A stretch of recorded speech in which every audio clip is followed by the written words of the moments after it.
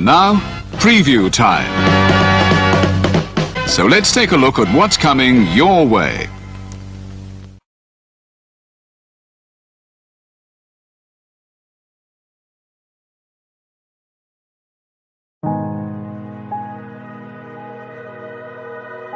Gary Hebert, the man, the myth, the legend. I was amazed, and I was looking to become a better skater myself, and I wanted to be like Gary. When you look at a guy like this, he's one of the most talented people in his profession. He's been given gifts by God. It can get frustrating at times when you're trying things that, that maybe don't come as quickly to you as other things. And, you never really felt that sense of frustration with Gary. It was always about improvement and positive reinforcement. Was it really the end? Was that head injury really the end? God has called Gary to continue to be a blessing to others and to be a passionate example. My name is Gary Hebert, and this is the World Academy of Hockey, otherwise known as the Inside Edge.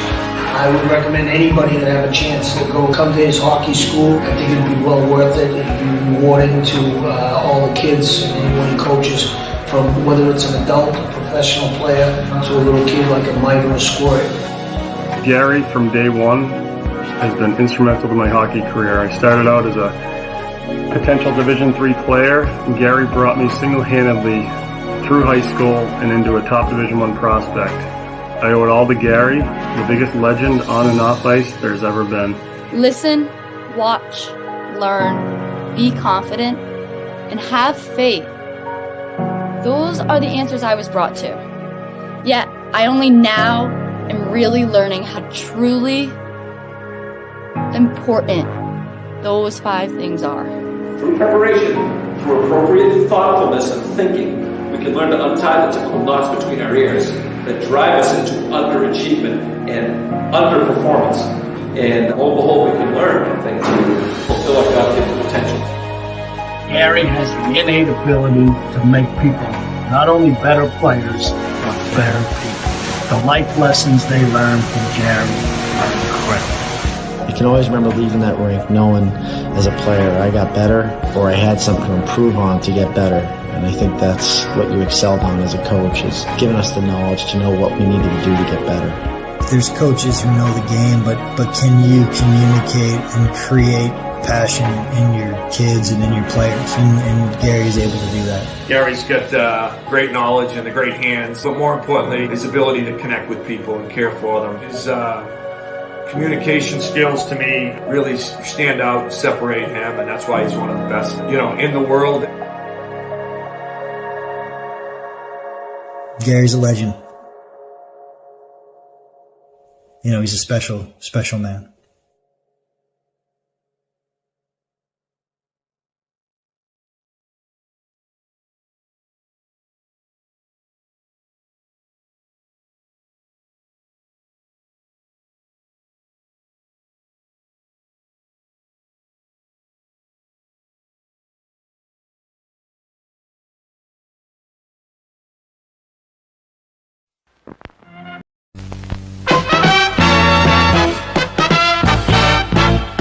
And now, preview time.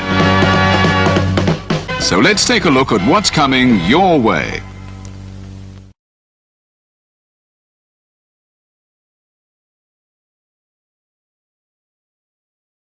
You ever wanted to come into a sports bar where the barkeeps know their game? Well, the Jeff Beecham Network Multiverse of Media has got a production just for you. Sit down and relax as the Stat Boy and his partner break down the statistics in all things sports. Whether it's football, basketball, motorsports, baseball, hockey, soccer, professional wrestling, mixed martial arts, boxing, and much, much more. All are welcome. Your barkeep's here keep you up to date and in the know of everything going on in sports, while also having a pleasant conversation about it all. Your host and owner of the bar, Stat Boy Mike.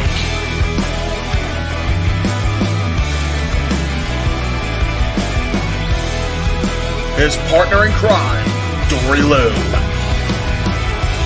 And a host of other guests coming in. The food's hot, the seats are warm, the drinks are ice cold, and the sports talk is plentiful. Constant E18 Studios presents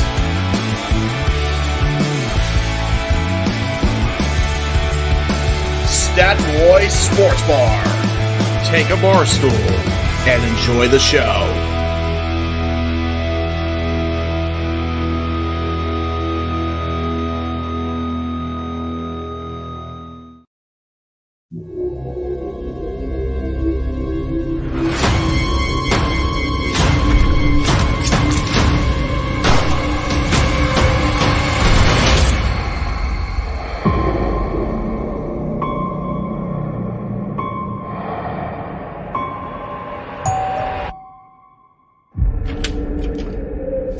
John, thank God. Williams, what the hell are you doing here? Myers. Is he dead?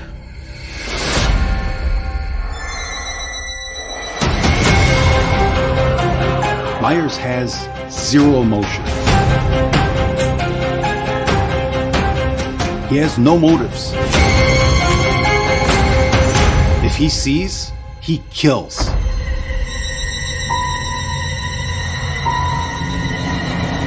Tell the town to lock their doors. No one in, no one out.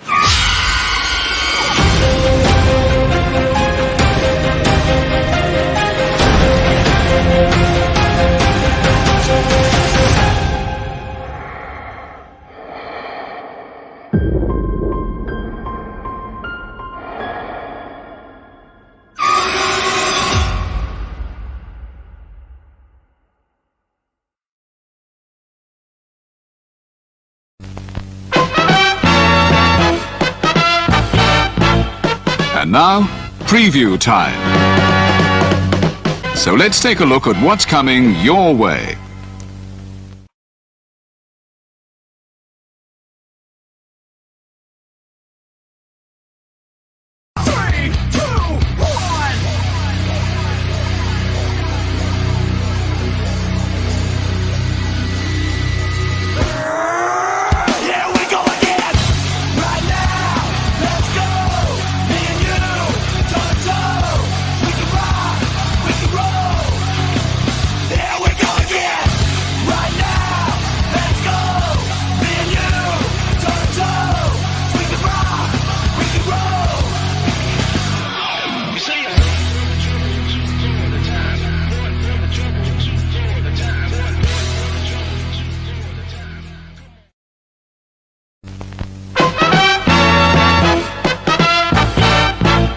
And now, preview time.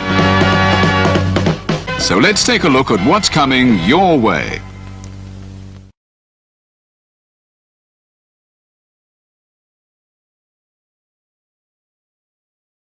You ever wanted to come into a sports bar where the barkeeps know their game? Well, the Jeff Beecham Network Multiverse of Media has got a production just for you. Sit down and relax as the Stat Boy and his partner break down the statistics in all things sports. Whether it's football, basketball, motorsports, baseball, hockey, soccer, professional wrestling, mixed martial arts, boxing, and much, much more. All are welcome. Your barkeeps here keep you up to date and in the know of everything going on in sports, while also having a pleasant conversation about it all. Your host and owner of the bar, Stat Boy Mike.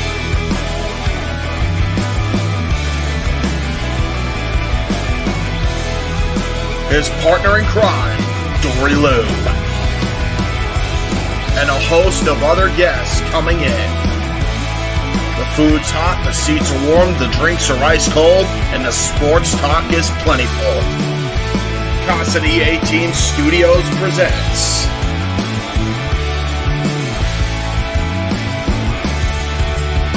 Stat Boy Sports Bar.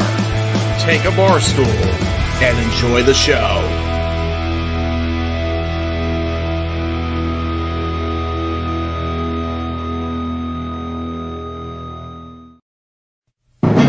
The Jeff Meacham Network's Multiverse of Media. For over 15 years, the recognized symbol of excellence and the standard bearer in coverage of sports and entertainment.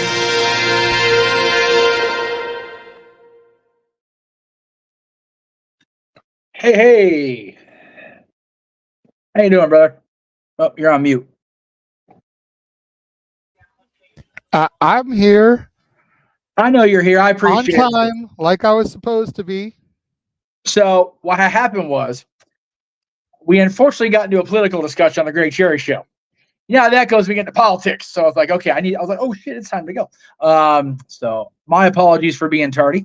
But yes, welcome to our coverage. Now you've seen every commercial we freaking have in the library of AEW Dynamite 250. Something twice. I mean, that's because Stat Boy ran twice. Stat Boy, hey, so Stat Boy, if you're not back Tuesday, it's your ass. Damn right. That's your ass, Mr. Postman. That's it. I ran the Watch Along intro. I ran Stat Boy. I ran The Last Nightmare. I ran the Watch Along trailer, and then I ran Stat Boy again. It's only been 10 minutes. How'd you get that much shit in? The Watch Along until 5 minutes itself.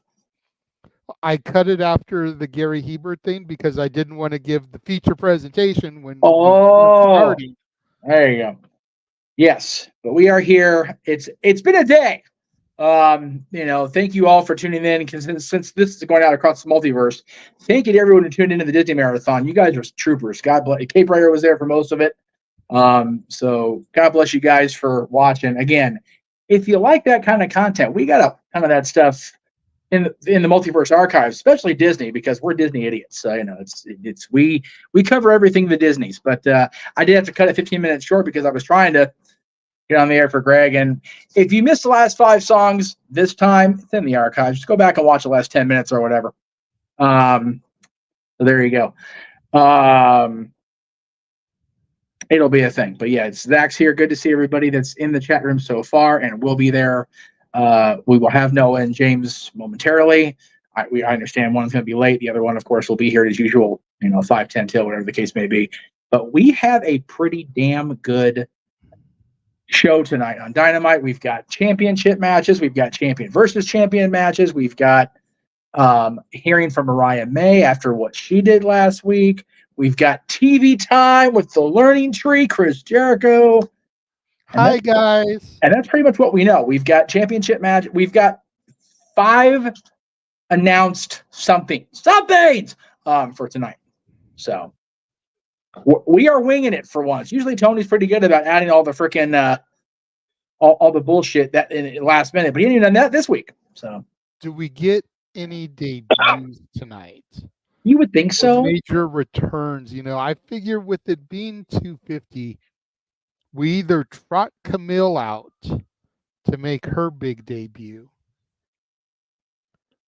Maybe we get the return of Jamie Hayter.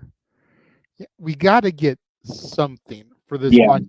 If 250 comes and goes and nothing major happens, I'm going to be pissed. Yeah, no, for real. Especially when you've got regular episodes of NXT getting traction and coverage and talked about by world-renowned internet wrestling journalists, respected, not respected, in between.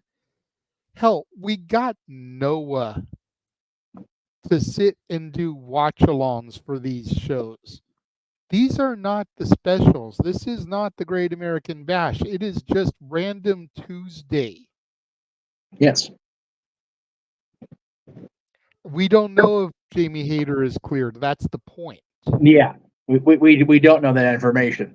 And but, even if she's not cleared, if she's cleared enough to travel and be an on-screen presence, she can still be out there with Britt, kind of the way Dakota Kai was with Damage Control until she got full clearance.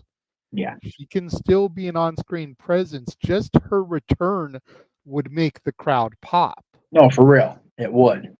Let me just say really quick here, between her return to television and then her interview that went up yesterday with Renee Paquette, let me just, again, I'm not going to stand up because I'm wearing god-awful work-around-the-house pants, but standing ovation as best I can to Britt. She had what amounts to a mini stroke, which is why she was gone so long.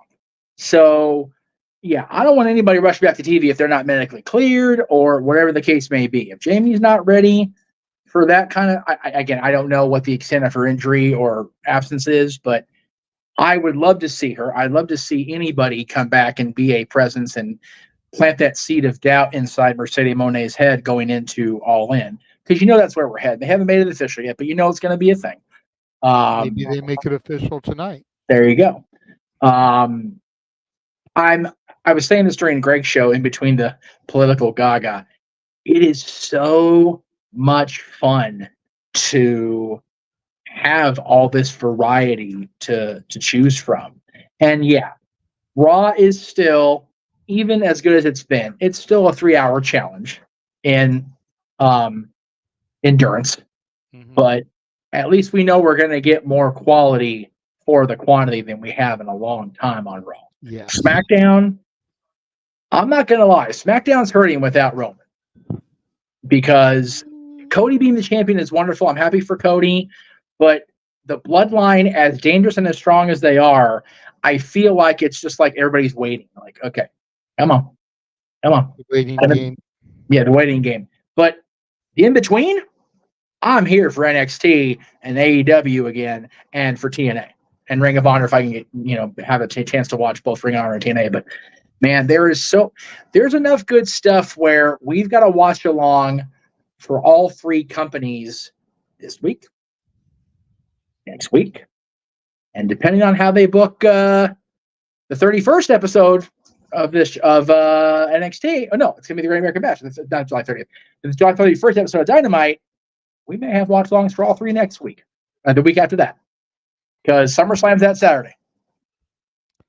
I mean, it's a possibility. Wrestling, professional wrestling, since we ceased calling it sports entertainment, professional wrestling has really become the ultimate buffet again. Yes. There was a long time where it was not a buffet. You went into specific restaurants, you got specific style of food. Yep. You went into Olive Garden, you got Italian. You went into I'm blanking on a Mexican place. I'll give you even better.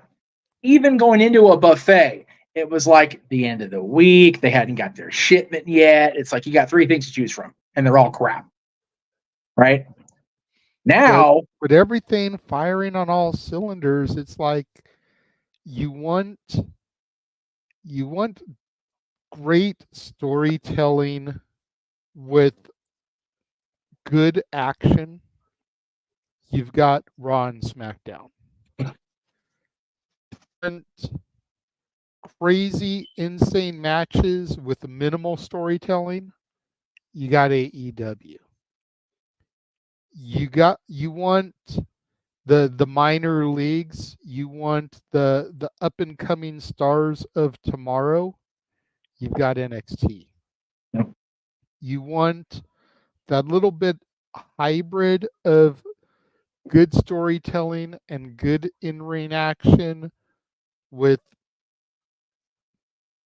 you could kind of call it like the AAA ball, not quite like minor leagues, but guys that have had their shot and kind of fallen from grace, and guys that are just trying to break through that ceiling, you've got TNA Impact.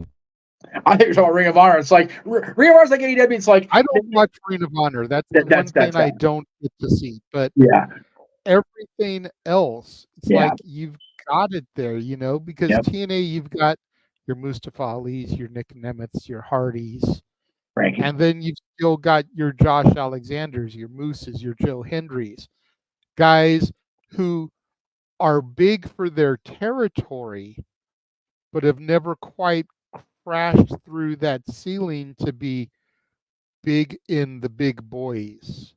You know what I mean? Exactly. Sorry, he said his name. I did say his name, and he has to appear when you say his name. It's very hard to keep up with that. Yesterday they said his name, and he appeared for commentary. He did. It was really we have a panelist who that's the only thing they knew about the show. It's like, well, if you would watch more often, you would know what was happening. Exactly. But what do I know? Noah lost his shit. He sure did. It was beautiful to see. It was. It was. I didn't even listen to Booker and Vic Joseph last night, so I have no idea what Joe Hendry actually said on commentary. No, I don't. Because I had this on watching the West Coast feed, listening to freaking Noah and Walter. Very nice. Yeah, I had the benefit of being able to rewatch those segments. I had the benefit of being able to watch along with them. So, but I still didn't turn on the WWE commentary because I wanted to have my guys. So that's what we did. As far as the questions in the chat, again, we'll address them with the super chat, guys, just because we're hurting. We had to cancel our theme night for the month, so it's. I will say halfway through the month, and we haven't even hit the halfway point to getting paid out for this month. So we need y'all to super chat. Yeah, we're giving you all this extra content this month, especially all today. These regular watch-alongs. Yep. We need y'all to show your love and support and appreciation and super chat us. I will say I'm not expecting a whole lot of change of the status quo as far as champions go, because they're not going to move something this close to All In. No. But well, again, you've got two championship matches that are actually for the championships, respectively. Nyla's not beating Mercedes. That's just not going to happen. All respect to Nyla Rose. The money is Mercedes and Britt Baker. That's where your money is. Monet is, if you will, in money. As far as Ospreay, if I knew for sure that Garcia was going to challenge and be back, which we may find that out tonight, then I would maybe think that MJF had went. However, by that same token, Daniel Garcia coming back would let me believe that it's not going to be a championship match between MJF and Daniel Garcia. It's just a grudge match. Because that's one of those that I don't think it's one of those that doesn't need the championship because Max made it personal with the way he laid Garcia out. But that means then that Ospreay will have to have another program built between July 17th and August 25th, which shouldn't be hard to do in theory. No, it's all over a month. Month and a week. Because we know it's going to be Swerve and Hangman Page, which again, let me be clear for the record up front with everybody. That's part of the reason I'm not on screen a whole lot for commentary, because I have a very difficult time maintaining my composure when I see Hangman Page on screen. And that's just the way it's going to be. And I'm not going to apologize for it anymore, because I will forever believe if he hadn't ran his goddamn mouth off the cuff, off script, then AEW quite possibly may not be in the shithole it's in creatively. Agreed. So if he's brought up open mic night, I'll talk about it. But I'm not going to sit here and actively root for, promote, whatever, that guy, because I don't feel like I should have to. But he's not going to be in the match because it's Bryan versus Swerve at All In.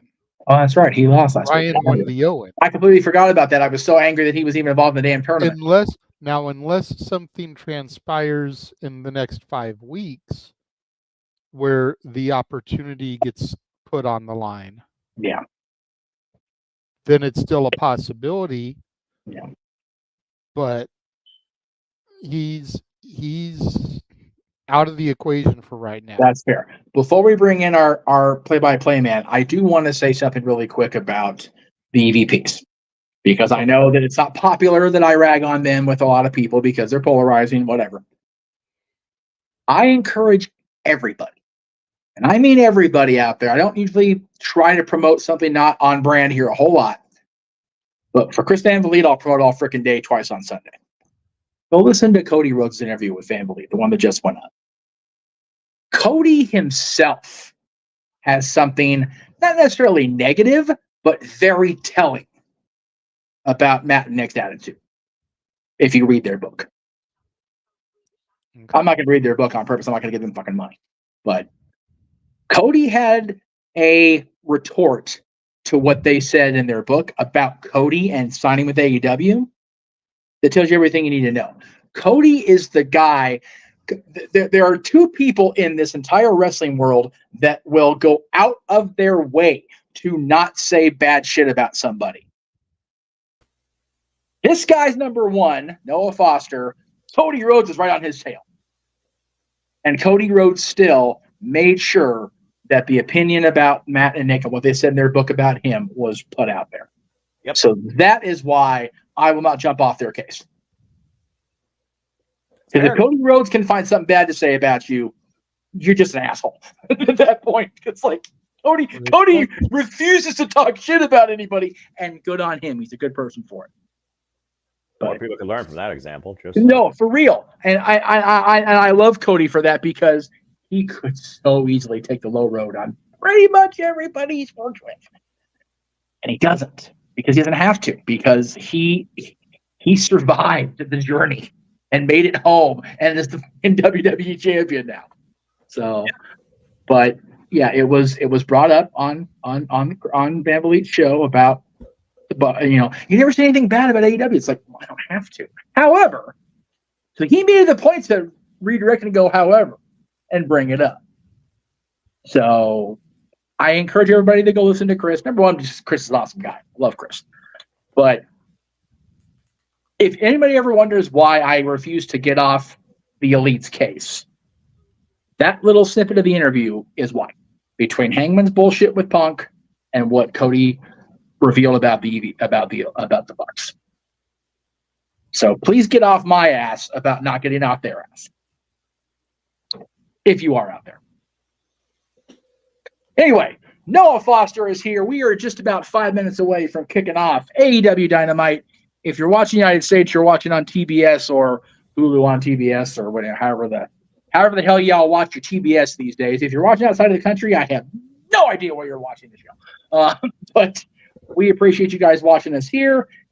It's my understanding that James is going to be late to the party, so we're going to have our WWE team on the call for the moment, which is fine by me because they're a hell of a tag team on commentary.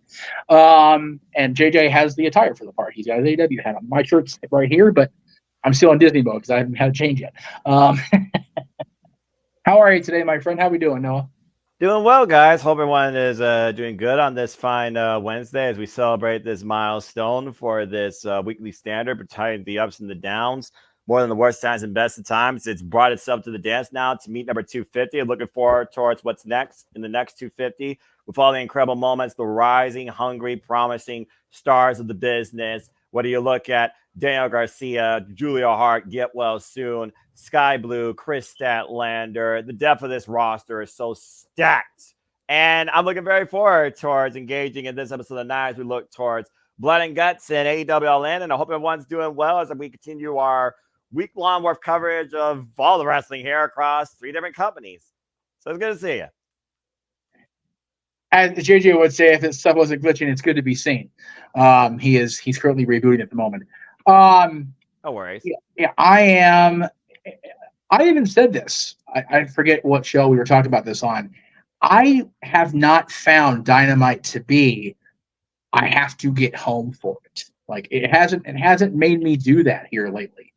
Tonight's show is different. I am actually refraining from going home tonight so I can be sure I'm along for the production side of this ride and to make sure I get to see it without being interrupted by phone calls or whatever along the way by people that don't live with me. So I am committed to this show tonight, by God.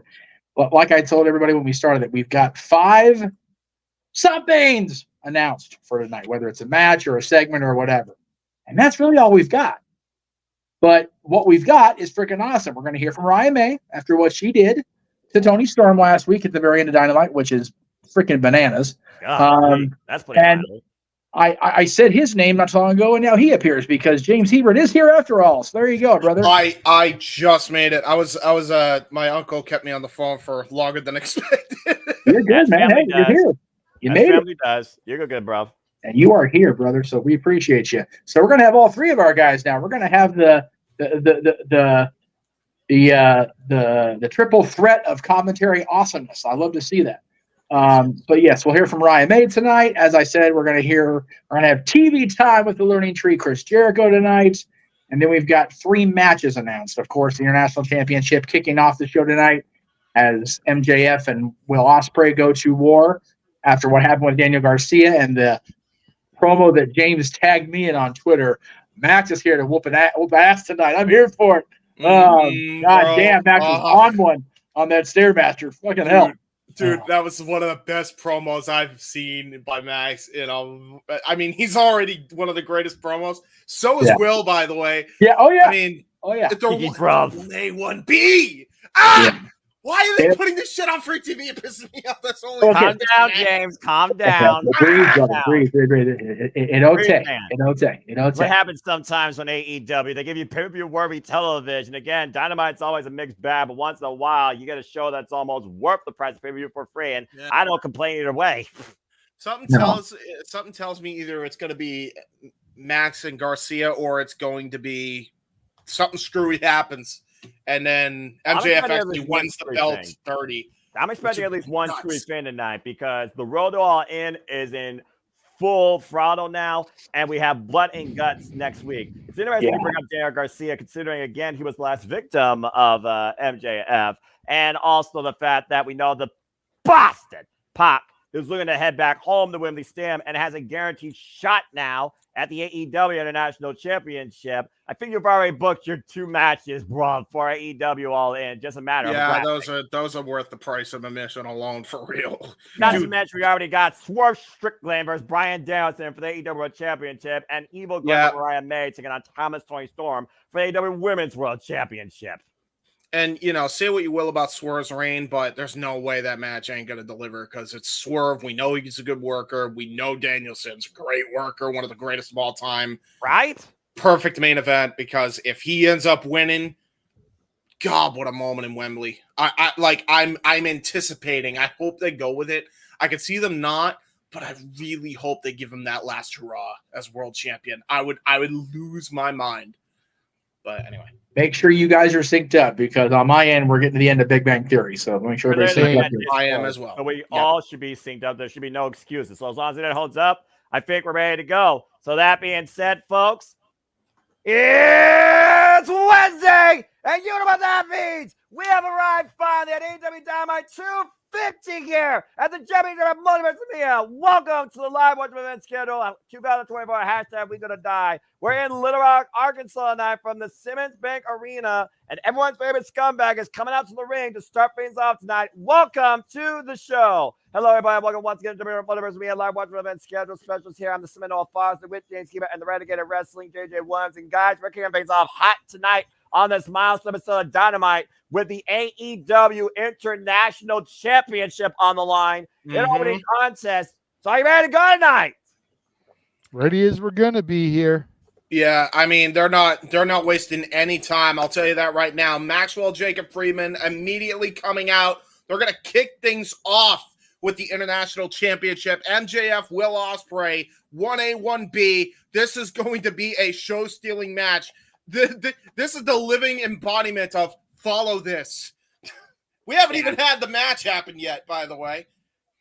And of course, MJF instigated Will Ospreay into this match after his brutal assault against Daniel Garcia and professing to the world how he feels about the people that left him behind, saying thank you, Joe, after he got taken out last year at World's End. And he's been sulking ever since his return at Double or Nothing. Here comes the All Elite Bruv, the international champion, might as well be the world champion the way he's carried this championship ever since winning it from Roderick Strong back at Double or Nothing. He has been on a roll as international champion, and he has even competed for the world championship in a losing effort as international champion. You want to talk about Edge Christian elevating the TNT title? That's exactly what this man has done for the international title since its inception. JJ, I would argue that Will Ospreay, ever since he arrived in AEW, he's elevated the game, arguing the fact this is where the best wrestle, bruv, considering he only has one defeat in his AEW record. But we know MJF has been a who's who of this business with or without the AEW World Championship. Yeah, absolutely. And I still take issue with the whole we're the best wrestle, but that's just a personal bias thing. This match has got Banner written all over it. This is probably going to go a good half hour, probably 2 commercial breaks if I know Tony Khan booking. I am here for it, though. The All Elite Bruv and the Jeff Meacham Network Multiverse of Media's scumbag. I mean, this is basically the 2 biggest mascots in the Multiverse of Media clashing. This is definitely 1A, 1B. I don't care what company, WWE, TNA, whatever you want to say, there's definitely no better wrestlers in ring or on the mic than Will Ospreay and MJF right now, other than the Universal Champion, Cody Rhodes. And bell rings are underway, and shout out to the American Nightmare, Cody Rhodes, formerly a part of All Elite Wrestling. Of course, our undisputed WWE champion who will defend that title against Soul Skull at SummerSlam, which we'll cover at the Multiverse Media. And again, folks, if you want to dictate the conversation, don't need to dictate. Super chat, simple as that. Greg Cherry, Brand, Jeff Meacham Network, and Casa D18 Studios. And thank you for tuning into our coverage of AEW Dynamite 250. Please like, subscribe, comment, and tell a friend. Good to see you all out there. Kate Rare, DJ Mutt King, Darren G, Matthew Hull out there, and anybody else who is watching. And then MJF immediately controlling the pace, rolling to the outside. And we know MJF loves to dictate the environment, loves to control the atmosphere, and make it as personal as possible with the audience. Of course he is. And I know this is the first match of the card, gentlemen, but I think this match with 2 of the very best in the world in the ring absolutely calls for it. Here we go! And considering it's for a championship, I think I will agree. Referee Bryce Rensburg for this contest. Again, MJF literally in his first match since coming back from Double or Nothing. There's Fargo strut, Rick Rude, hip swivel. that just causes my ire so damn much. I see you smiling at the bottom spot. I'm looking at the monitor, right. JJ. You stop that. Damn right. Damn you. MJF just mixing the influences there. A little touch of Jeff Jarrett, little touch of Ravishing Rick Rude / Val Venus. Ooh. And now Will Ospreay, mocking him. About to say, if someone's going to try and show off here, it's definitely going to be Will Ospreay. That was one of the most feminine hip swivels from any man I've ever seen in my life, by the way.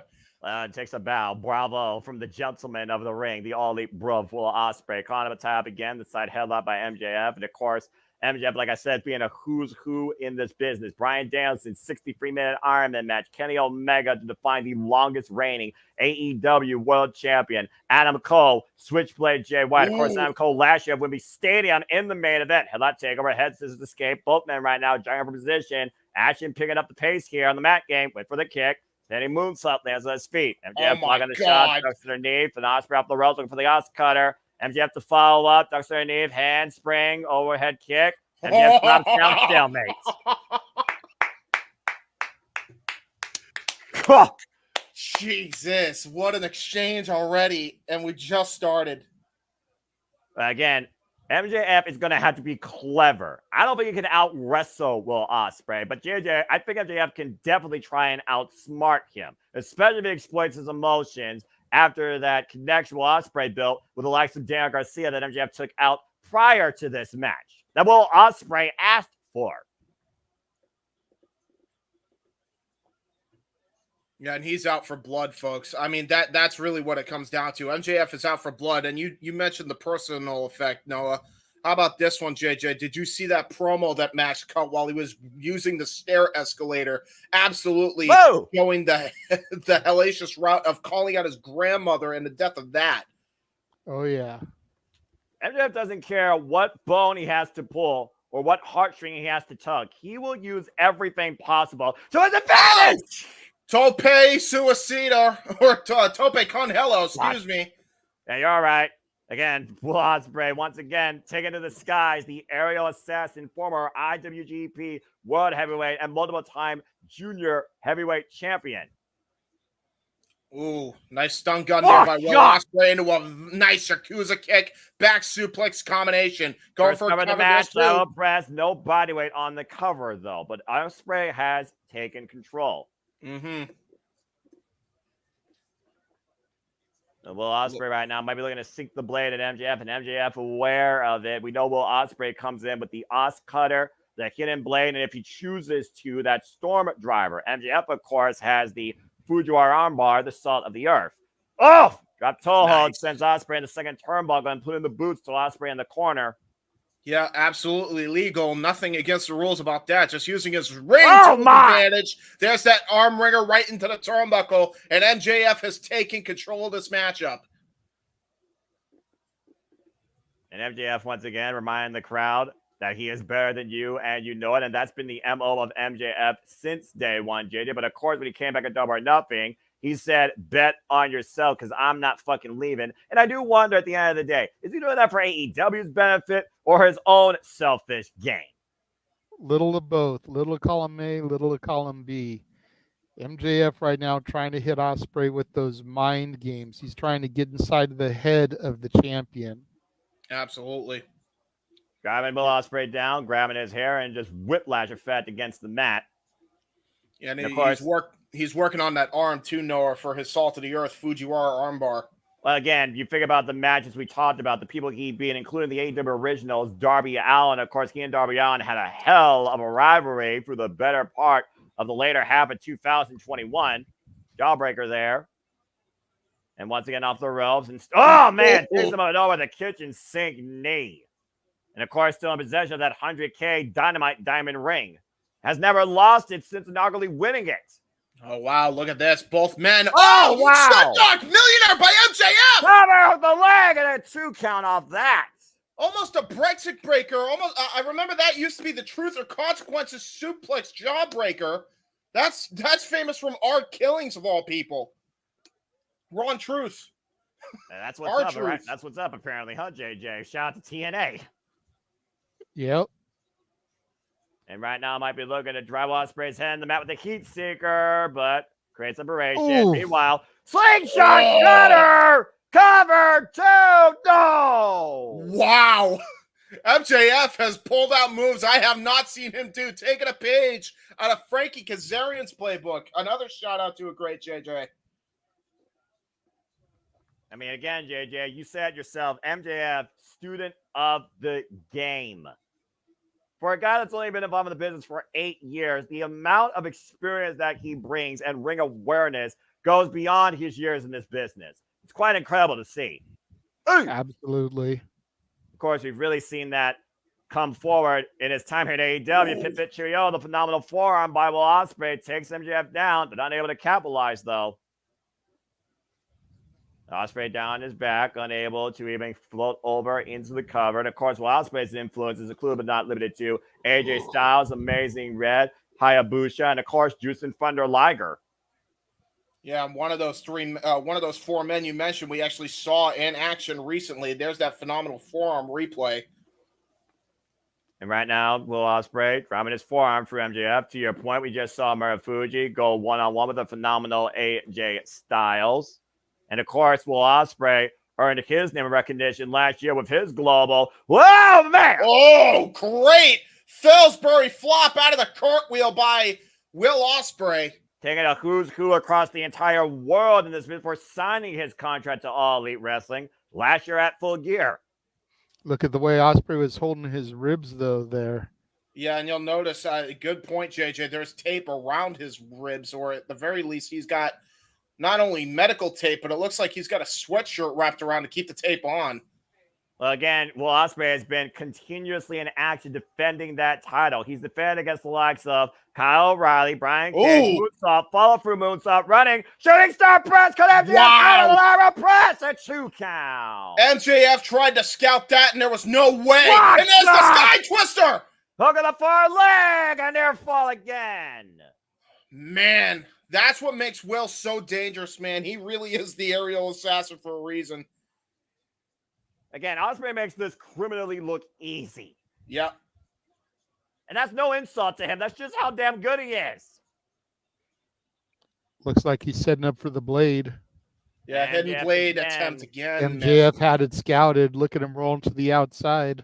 And once again, taking momentum from Ospreay, looking to fall with a plunge to the floor. Yes. And this match, by the way, folks, has a 30-minute time limit. Draw means Will Ospreay will retain the championship. And right now, MJF going out of bounds, trying to recuperate and rethink it. Oh, jeez. Oh, boy. Jeez. You knew with how personal this got that Will Ospreay was going to bring out the plunder. Yep. And again, even though it is a weapon, unless he physically uses it, this is totally legal. He doesn't have any rules against using a placed item in the middle of the ring or outside the ring. It's up to the referee to try and get that out from play. MJF crawling towards the other corner right now. A look of maybe fear on everyone's favorite scumbag. Knife-edge chop knocking the wind out of MJF. And pardon me, this is the first time he's wrestling on Dynamite. Of course, we saw him wrestle at Forbidden Door against Hechicero in his homecoming back to Long Island, New York. And what was a very good showcase match for MJF, but there's the cheeky Nando's kick by MJF. MJF, though, once again, outspeeding Will Ospreay, hooking him up to the pile driver. Ospreay fine back, though, the Irish whip in the corner. MJF again up and over, might have tweaked the knee, and Ospreay might exploit it. MJF, though, with the pick up on and the pile driver. Match book cover. Duche gets a 2.5. That was brilliant.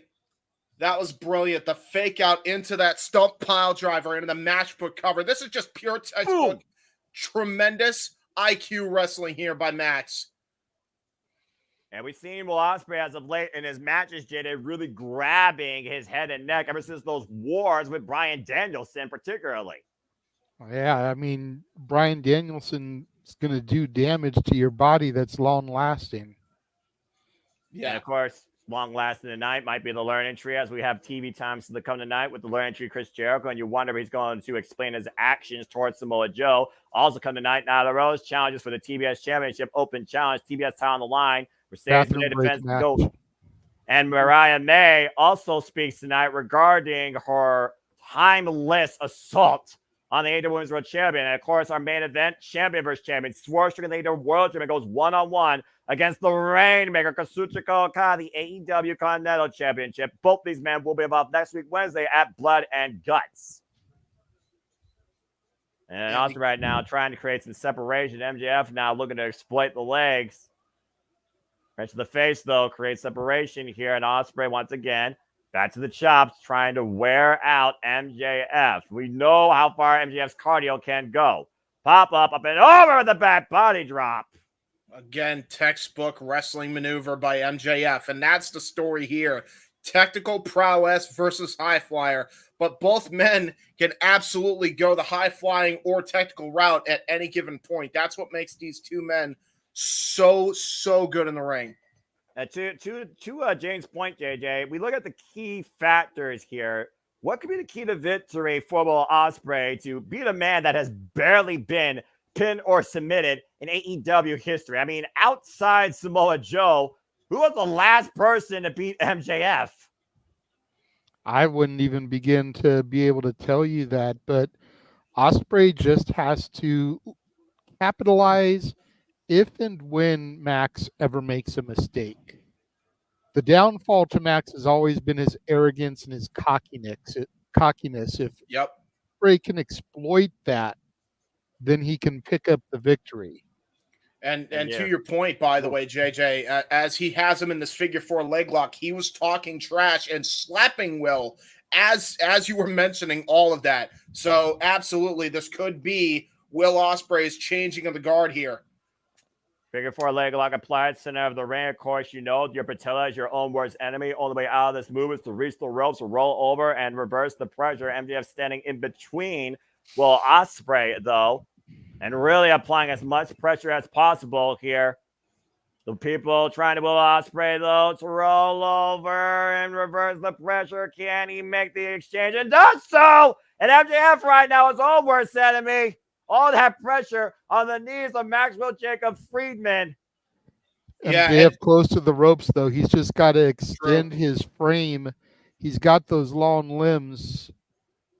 And look at this. He's trying to roll it back over possibly for the figure 4 again. Oh, no. And now it looks like Max is back in control. To your point, JJ, Ospreay was bridging, making sure MJF couldn't reach the ropes. So MJF had to think on the fly and went right back to reverse the pressure on the figure 4 leg lock as Ospreay finally forces the break. Back and forth battle here on opening contest for the AEW International Championship, inaugurally known as the Mid-Atlantic Championship, held by the Bastard Pac, who awaits the winner of this match at a later date. And keep this in mind as well, gentlemen, that Will Ospreay plied his trade in Rev Pro and in WCPW and other UK independents, so he knows the catch as cash can style. He knows how to get out of a submission hold like that. You don't have a rivalry with Zack Sabre Jr. for no reason and not pick up a few tidbits along the way. And of course, MJF, heavily endorsed by the likes of Lord William Regal, the American Nightmare Cody Rhodes, trained also by Pat Buck, former MLW champion, as Ospreay unable to even make his way to the outer corner off the Irish whip, the legs giving out on him. Again, just great wrestling, JJ, by Max. And you talk about his cockiness being his downfall, but his IQ and his acumen is so good considering he's targeting the legs, which absolutely limits Will Ospreay's offense. Well, yeah, I mean, he's called the aerial assassin, so if you can chop the tree down, he can't run and fly around the ring. That allows Max to bring it down to the slower, more deliberate pace, which definitely benefits him. And there's that chop into the back rake. Just absolutely methodical assault by MJF. See what I mean? Ospreay can barely run to hit the ropes there with the damage Max has done to those legs and knees. Well, again, if Ospreay cannot continue to compete, that would be considered a forfeit, and MJF would win the AEW National Championship. And MJF will take a win any way he can. Bryce Bradford checking on Will Ospreay right now. So Will Ospreay right now is trying to just bring blood flow back to that leg, dropping the knee pad down, and MJF immediately going back after the face, rigging the eyes of Will Ospreay. Yeah, and fish hooking the nose. I was just about to say, gentlemen, here's the problem with that. Max will take a win by any means necessary, but this is not the same MJF that we have been privy to. He wants to punish Will Ospreay. He wants to hurt Will Ospreay because the fans, in his mind, turned on him. And now Will Ospreay fighting back with his own knife-edge chops, trying to get feeling back into his legs. Following up again, inverted chop block by MJF, taking Will Ospreay that was leg. Not that was methodical. That was premeditated. Thank you. Premeditated is the word I was looking for. Yep. And that was a brilliant chop block, by the way. A very innovative chop block by MJF. He used the end of his forearm and the elbow, pinpointed the elbow for that chop block. Very Triple H-esque with a twist. Well, we saw the way he returned, right? Everyone remember the Cerebral Assassin leather jacket? I do. MJF showing brand new colors. No longer the Burberry scarf, but now just truly all black and gray. Ospreay with the knife-edge chop, though, trying to once again rebuild some sort of momentum in this match. We're going to hoist up MJF and once again bats the eyes, rake of the face. And again, now Will Ospreay having to use his strong style New Japan Dojo training now because he can't really use his legs. But now he finally got feeling back. He must have been able to jam that leg back into place, or he was operating on pure adrenaline. I think it was the latter there, James. I think it was just a burst of adrenaline, an adrenaline rush there. Yeah, well, again, both men collide, middle of the ring, both men down right now, giving Will Ospreay a crucial moment to rethink. And I do wonder how much power he got behind that clothesline. And again, MJF going right back after the leg, knee right up into the hamstring. Yeah, great kitchen sink into the hamstring. That's not something you see every day. Calling a shot, Brainbuster, Stunner! Turnabout's fair play, says Will Ospreay. Now going to try to go for the Oscutter attempt. Can he get the leverage? Got it! Got all of it! But look at MJF's positioning. He's right there by the rope. Even if Ospreay can get a cover here, MJF going to be able to get the rope break. And MJF rolling out. And prevent the cover completely. Again, tremendous ring IQ for somebody so young in the game. And, you know, we say that about MJF, but technically he's young to us. But for real, like, he's got such a great IQ acumen when it comes to in-ring psychology. He knows where he is at all times. Well, Ospreay, though, bringing MJF to the apron. A lot of damage could be done here. No. Going to try to go for the Oscutter on the apron. Off the ring post. This could be disastrous, though. And oh, no! Oh, no. Oh, no. He badly injured his shoulder. Oh, that's not good. And we're going to have to keep watching this action, folks. Fuck television, but this is our first Whistle Quiet picture-in-picture. Of course, that's the compromised arm that Swerve Strickland popped out of its socket. Yeah, and again, you see, look at the way that MJF is just going after that arm, gonna shove it into the steel steps. MJF now in full control, and he has a target, a pinpoint target for his Fujiwara armbar. Now, to your point, JJ, he took out the speed, he took out the launch of the aerial assassin, and to James' point, now he's exploiting his final game plan, clearly the submission. Very rarely has Will Ospreay ever tapped out in his career. Looking at him, Will Ospreay. First time for everything.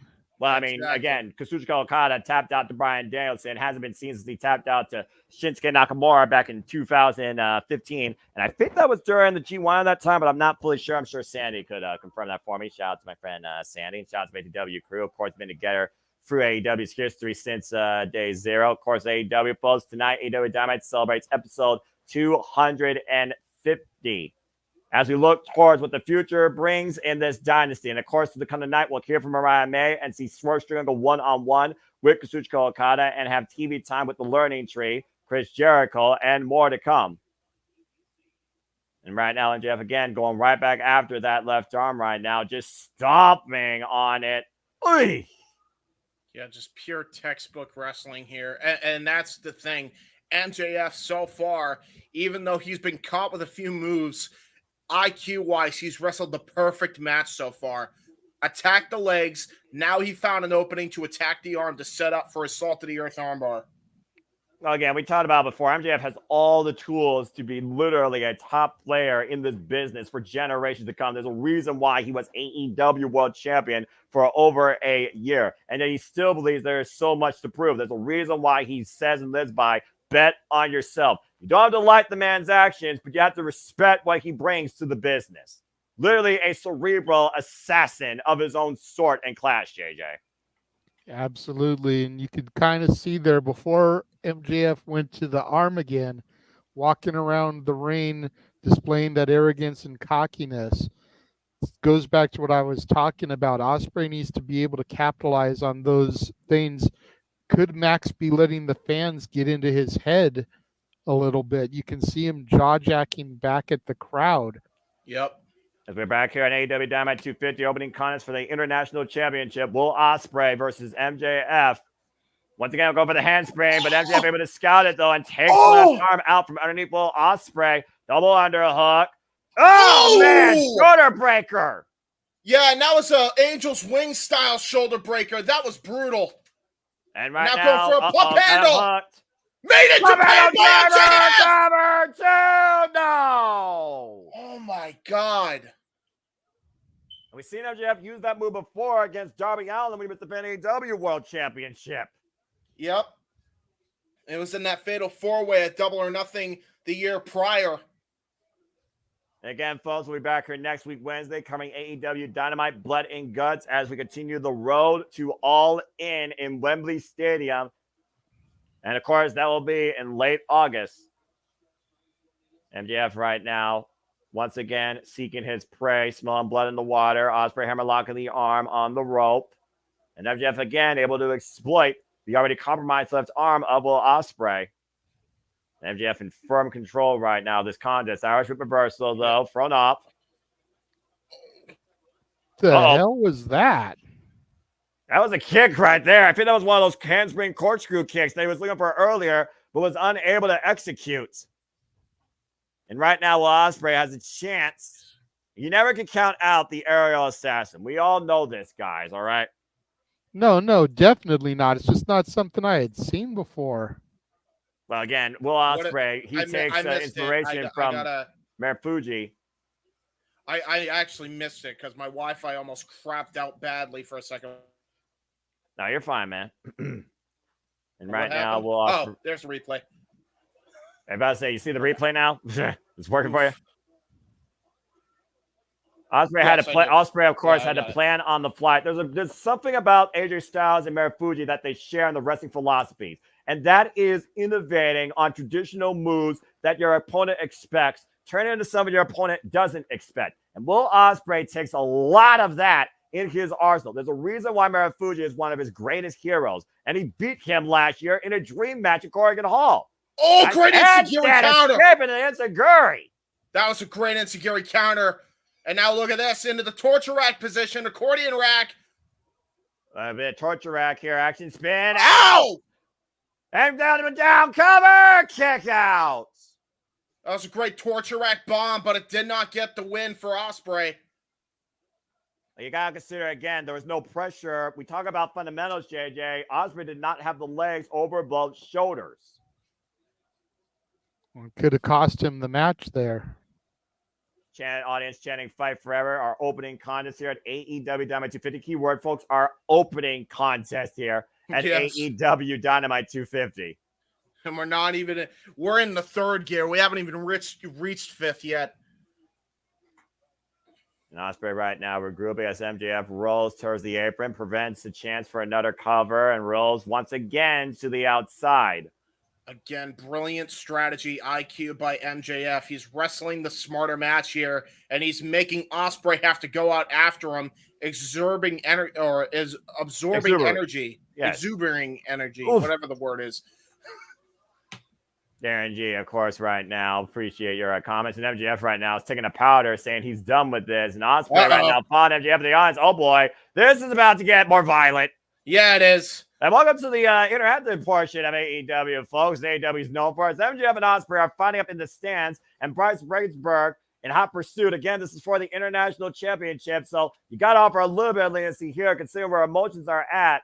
After what happened to Jericho Garcia. A little bit of family anticipation by the little girl. I love that. No! And just willing away against MJF against the freaking railing. That's awesome. That's the greatest moment of that young fan's life. Hey, I'm just saying. I mean, that should be a DQ. I'm just saying, Max should win. God damn it. I don't know if I would call that a DQ. I mean, come on. It wasn't like there was no physical harm done. Did she or did she not take a shot at MJF? I'm just saying. I said the referee is going to offer leniency here. This isn't Red Shoes Umino. That's true. It is a championship. Damn AEW referees. Hey, well, at least they're not made of paper and plastic like other officials. What? Hey, and right now, hammering away across the face, Ospreay just teeing off against MJF. And I know what MJF can. I know a ref can actually take a bump. Oh, I will say, to be fair, JJ, it is a championship match. There is a point that Noah makes here. I don't think they're going to call a disqualification. Wow. And is that a kangaroo kick shirt? Yeah, that is a kangaroo kick shirt. If Ospreay does a kangaroo kick, I'm walking out this room. Oh no! Beer to the face of Will Ospreay. Well, that would definitely sting your eyes. That's not good. That means his arm is hurt, his leg is hurt, and now his eyes are burning. Oh, Jesus! Again, instinct by Will Ospreay driving MJF face first into that trash can. Right now, oh no! Like, oh no! Oh no! What the trash? Oh, what the world? Oh my God, that's horrible! Oh no! Jeez. Oh, no. Well, this is definitely taking a fight to a different level. That's the first I've ever seen a trash can used like that. Just Smell the garbage. Smell the garbage, Max. Absolutely smell the garbage. I mean, let's make no secret about it, gents. How many times has Will Ospreay called MJF a piece of trash? Mm-hmm. And what the was Will Ospreay thinking here? And again, thank everybody that's watching across all outlets. Hope you're enjoying the coverage reactions here as we cover all things wrestling here. Remind you and encourage you to just do live and enjoy professional wrestling too. As we cover AEW Dynamite 250, and we'll continue to talk more about our schedule here across the year and across the week here at the Multiverse Media. And Ospreay to the top rope. MJF pro position across the table. Ariel Sandler to flame. MJF rolls away and rolls back to the inside. I'm not surprised by that in the slightest. Again, Max is wrestling smart here. Again, small landing area too. Ospreay going for broke. Honestly, MJF might have just saved himself and Ospreay there. Hook him Ospreay up though for attempted another pile driver. Ospreay slips out though. Rolls through the cover. The shoulders down. MJF reversal though. Shoulders down again. Ospreay with leverage. Both men jockeying and a kick out. Now here we go. Oh, Poison Rana! Oh shit! Good grief. MJF wobbly leg. JJ. Up and over. Oh no! Never mind. He's not wobbly leg no more. Again. Going for the Long Island Sunrise. And he nails it. He connects it. Floats in the cover. Kick out at 2.5. Shit. Holy hell. And you'll notice, JJ, that he's gripping that shoulder. He may have been able to kick out, but he used his bad shoulder to kick out that time. And MJF is grabbing the back. Grabbing his neck. If I say MJF grabbing the head of his neck, and the fact of the matter is MJF wasn't even dropped on his head. Take a look at the replay here. Long Island Sunrise, perfectly called, James. Will Ospreay sent up and over.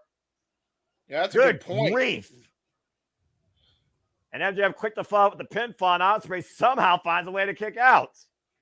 There must have been a whiplash effect on that Long Island Sunrise by MJF. That's why he grabbed his neck there. Hopefully he's okay coming into All In. Taking a page of his former Brochacho's playbook. Adam Cole, and of course the devil hasn't been seen since MJF took him out double or nothing. Yep. And then what is MJF looking for here? Taking a page out of Ospreay. I sense disaster. Yeah, I was about to say, this is not like MJF to go for a high-risk maneuver here, but it might be something Max has to do. MJF trying to prove here. Ooh. Off. Turnabout's fair play this time. Well, I mean, was it instinct or was it just sheer awareness?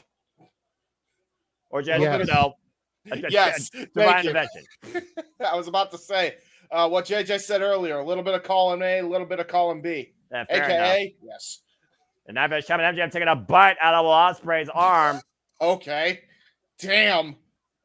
Again, we talked about the savage nature, the lengths that MJF is willing to go to prove a point and win, and to prove to everybody again that he is better than you, and you know it. And now he's doing the Danny Garcia fist in the air taunt, absolutely just mocking him at home.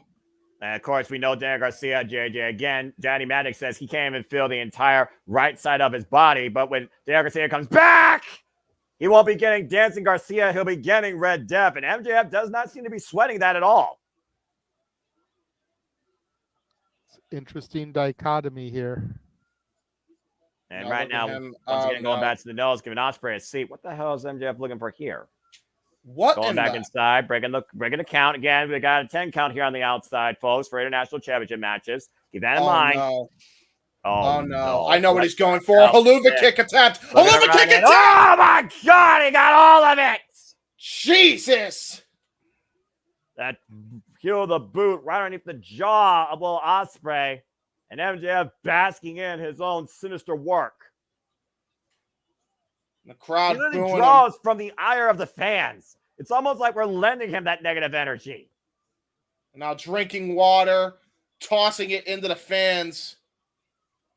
I'm sure someone's going to sell that water bottle on eBay. Just saying.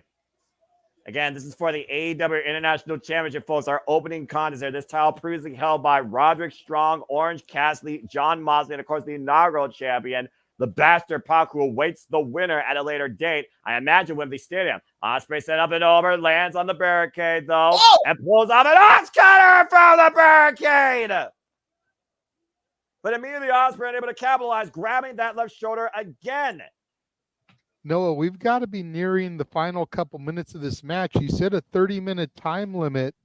Is it 30 or is it 60 now that I consider it? Yeah, that's a good point. They might have point. picked 60 because I'm used to opening matches being 30-minute time limits, but I think that only applies to non-championship affairs. Yeah, that's a very good point. It is a world championship of some caliber. But wait a minute, crossroads attempt, but got reversed. It's called a double cross, James. And Ospreay was out crossroads. Nails it. Ospreay with the crossroads hooked on their leg kick out. Wow. Wow. Okay. Well, shout out to the undisputed champion in WWE. And a man, again, that MJF did beat on pay-per-view. Oh, wow. Thumb to the eye, though, by Nash. No. Stomp to the arm. Yeah, again, that is straight out of MJF's playbook. Now hammerlock in the arm and hooking up. Uh-oh. Oh, Ospreay. shit. Rampage DDT! And that might be it. Hook of the leg. Kick out. Holy shit. That is a devastating move. All the impact again and added pressure to the compromised arm in the hammerlock position. And look at MJF beside himself. He has done everything possible to try to put Ospreay away, and he's not able to get the job done yet. Well, he hasn't gone for the salt of the earth yet. That's so he true. hasn't tried everything. And to your point, James and JJ, Ospreay has not hit the hidden blade or the Stormbreaker yet. Heat Seeker again denied, and MJF might have tweaked the knee or lured Ospreay plus security. Springboard. Oh, no! Oh, no. That's he a landed bad right landing. on the Ospreys. What the hell? Wow, God, what a closesline! Cover after lariat kick out again. That was a great setup for that move, by the way. That springboard lariat though turned Ospreay inside out. Man, just when you think Will Ospreay, or when MJF has showed you everything in his arsenal, he pulls off moves like the Angel Wing shoulder breaker, the Rampage DDT, that set up into the clothesline from the top rope. Again, what else do you do at this point? Oh, no. Oh no, don't say that, Noah, because look what he's going for. Pile driver attempt on the apron here. Hooking ball, Ospreay in position. Oh, dear. And Ospreay reversing. MJF hooked. Oh, and again, clipping the head of Ospreay with his legs. Forcing separation. That's what we call, gentlemen, thunder thighs. Uh-oh. Whoop.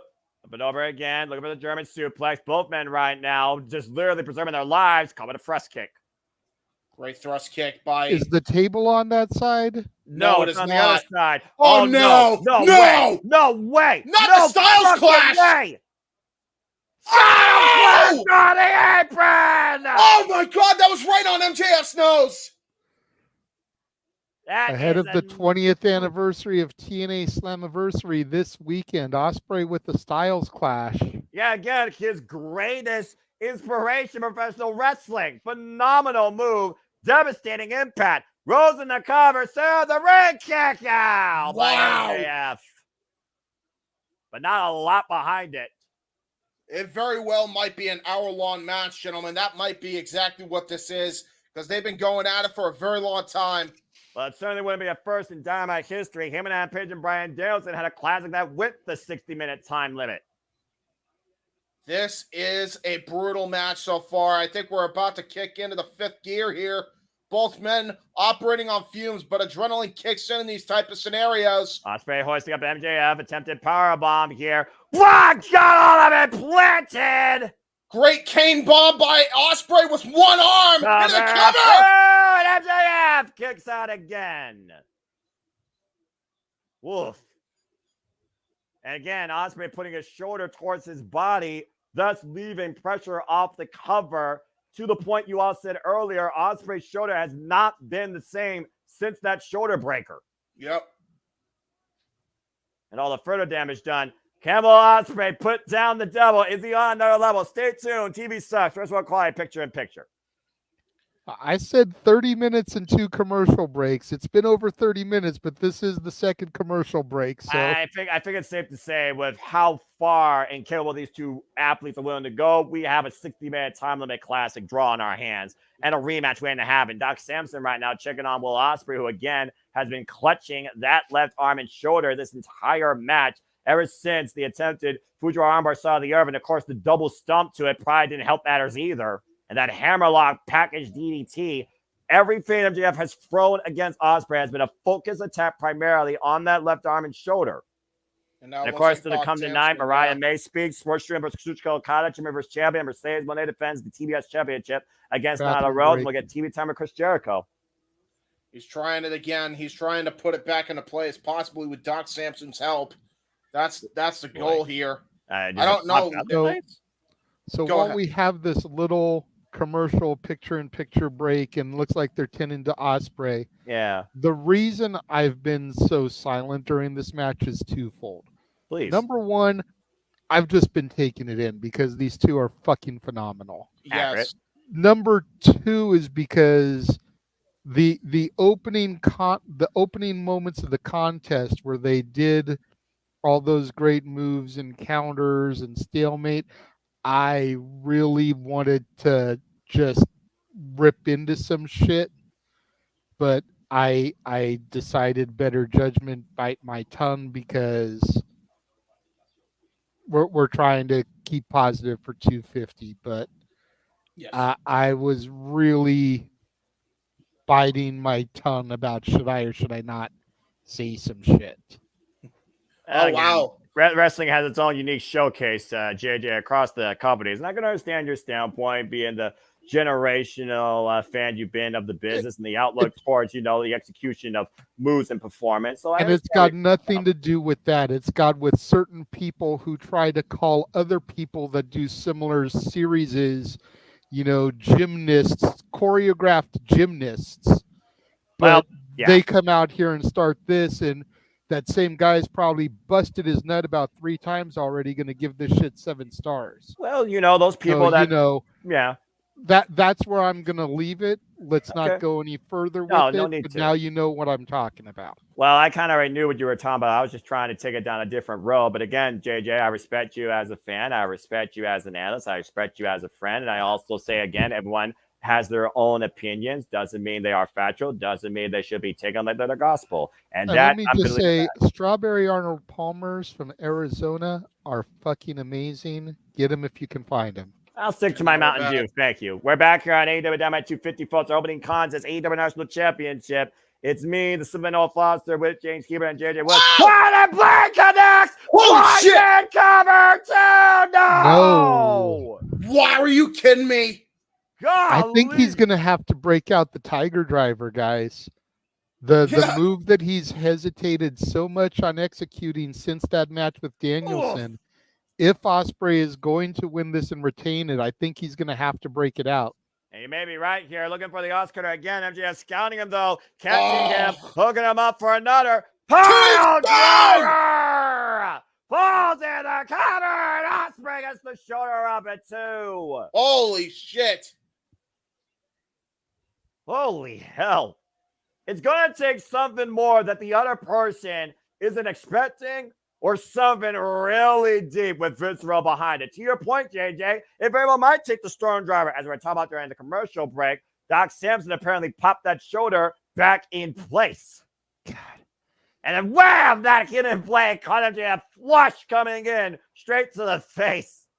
Every time I see something like that, I think about the Lethal Weapon movies and how Mel Gibson's character could just slam his shoulder into something and pop it back into place. And again, Shayna Baszler first did that against the ring post, of course. And we've also seen other people do that, including Io Shirai helping Cora Jade get her shoulder in place during War Games. It's not a pretty picture, but it does allow longer longevity, at least in what you're facing. And right now, and then MJF freaking whipping Ospreay in the corner, targeting that shoulder blade. Again, that's been his constant focus attack this entire match. Yeah, and that's the thing. Even though he's got it back in place, that doesn't mean that don't hurt. It still hurts, trust me. And I was trying to dislocate it again, which is going to be double the amount of pain. Shoulder. Oh, man. It's in a hard torso first in the top turnbuckle pad. Yeah, if hard he can Irish get whip. that dislocated again and lock in that salt of the earth, this is over. Yeah. There's no way Will Ospreay survives that. I don't care how crazy Will Ospreay is when it comes to his mentality of professional wrestling. You only can handle so much pain. MJF taunting him, throwing up the crowns, and then giving the FU. Gonna try to go for another hard Irish whip with great Reversal. ferocity, but got countered. Oy, Shawn Michaels flop over the top turnbuckle and runs into a knife edge chop. Another show-stopping moment here, taken by everyone's favorite scumbag. Blocks the knife edge chop there and just wrenches the arm down on the mat. And that might have dislocated the shoulder again. And again, Ospreay went shoulder first. Still clutching the arm. MJF looking to fall in, set up and over. Whoa, man! Great backdrop counter by Ospreay. That was a desperation move. Yeah, awkward landing on the apron, though. I think MJF's back of his head and neck landed on the apron. Yeah, it did. Ospreay looking for something big here. Oh no! Face first off the LED board. MJF again able to scout Will Ospreay, outsmarting him.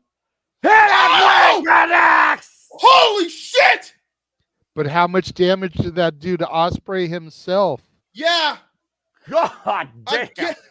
Using the elbow of that dislocated shoulder and then landing on it. Yeah, take a Watch look at again. Boom! That was the right arm, actually, though, JJ. But to your point, the momentum driven forward with the left.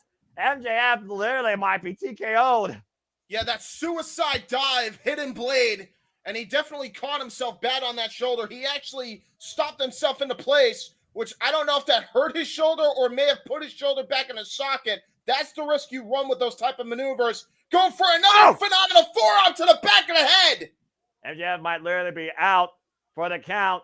Rolls him over, shoots the half, the cover, 2.5. Holy shit. And we talk about that innate sixth instinct of a professional wrestler, just feeling the vibrations of the count. And that had to be the only thing that saved MJF there. He should have been dead to rights. Shoulda, woulda, coulda. And But it didn't. You only get so close to a 3 without it being a 3 and the bell ringing. Ospreay again going to the top rope, looking for something bigger, and MJF again takes out the base of Will Ospreay. And he landed gingerly on that leg when he crashed to the top turnbuckle, and MJF senses that. Oh, no. And bringing Will Ospreay's legs on the inside second. Now also climbing up on the top rope. And what is this?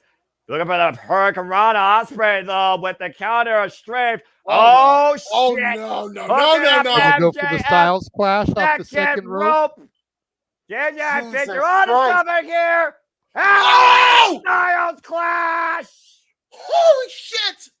But he can't capitalize. He can't go into the pinfall there. Yeah, that weight of MJF may have added pressure to that knee and may have put it out of socket.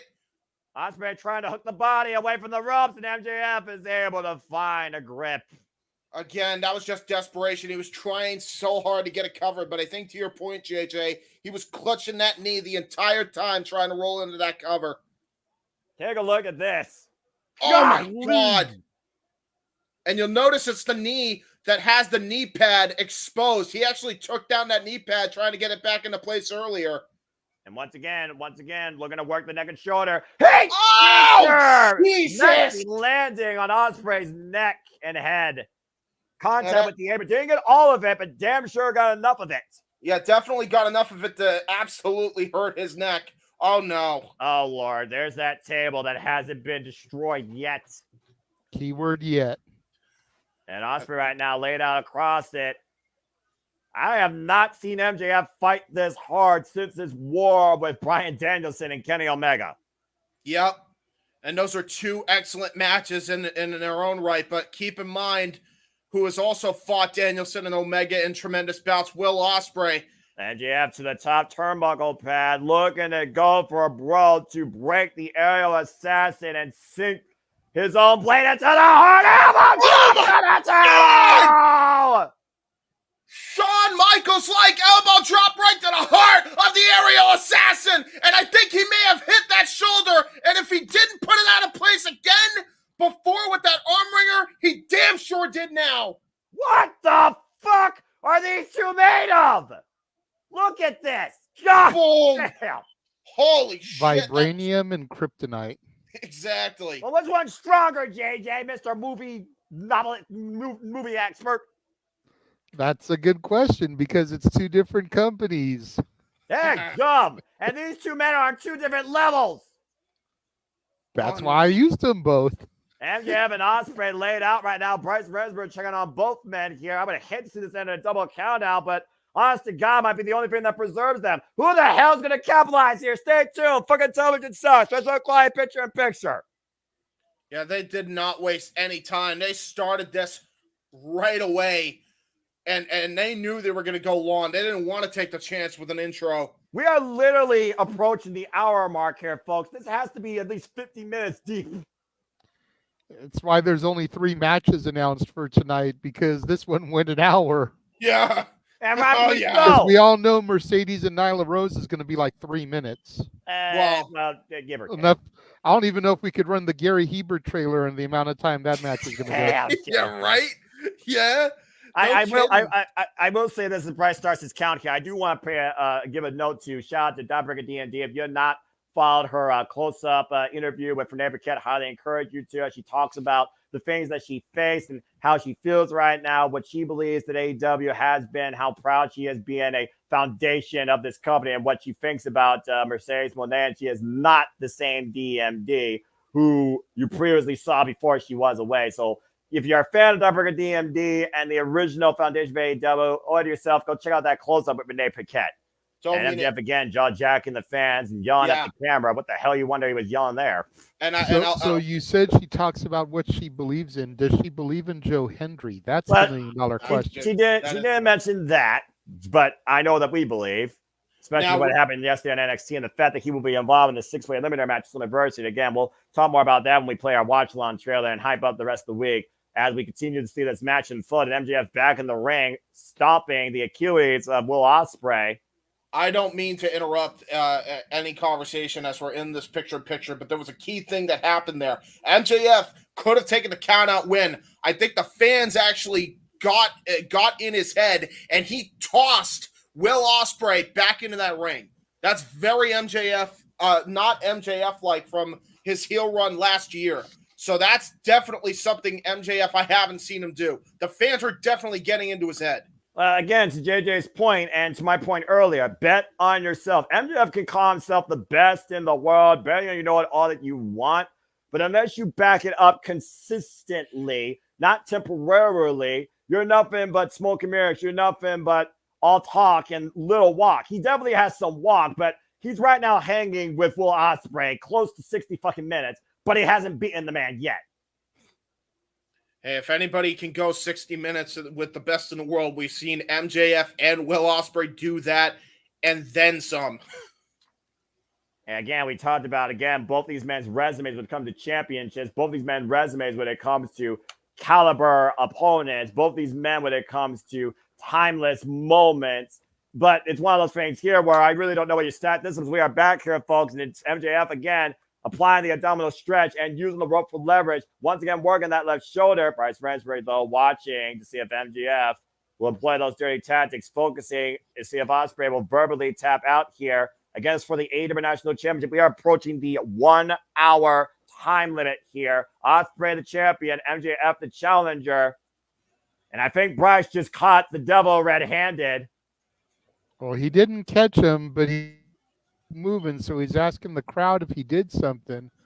Problem is that MJF is everybody's scumbag. No one's gonna snitch. Snitches get stitches. Yeah, but again, the referee needs to be aware. And caught red-handed. Now he catches him. Yeah, he definitely did. He's gonna kick that rope out from under him. We've seen Bryce do that in the past.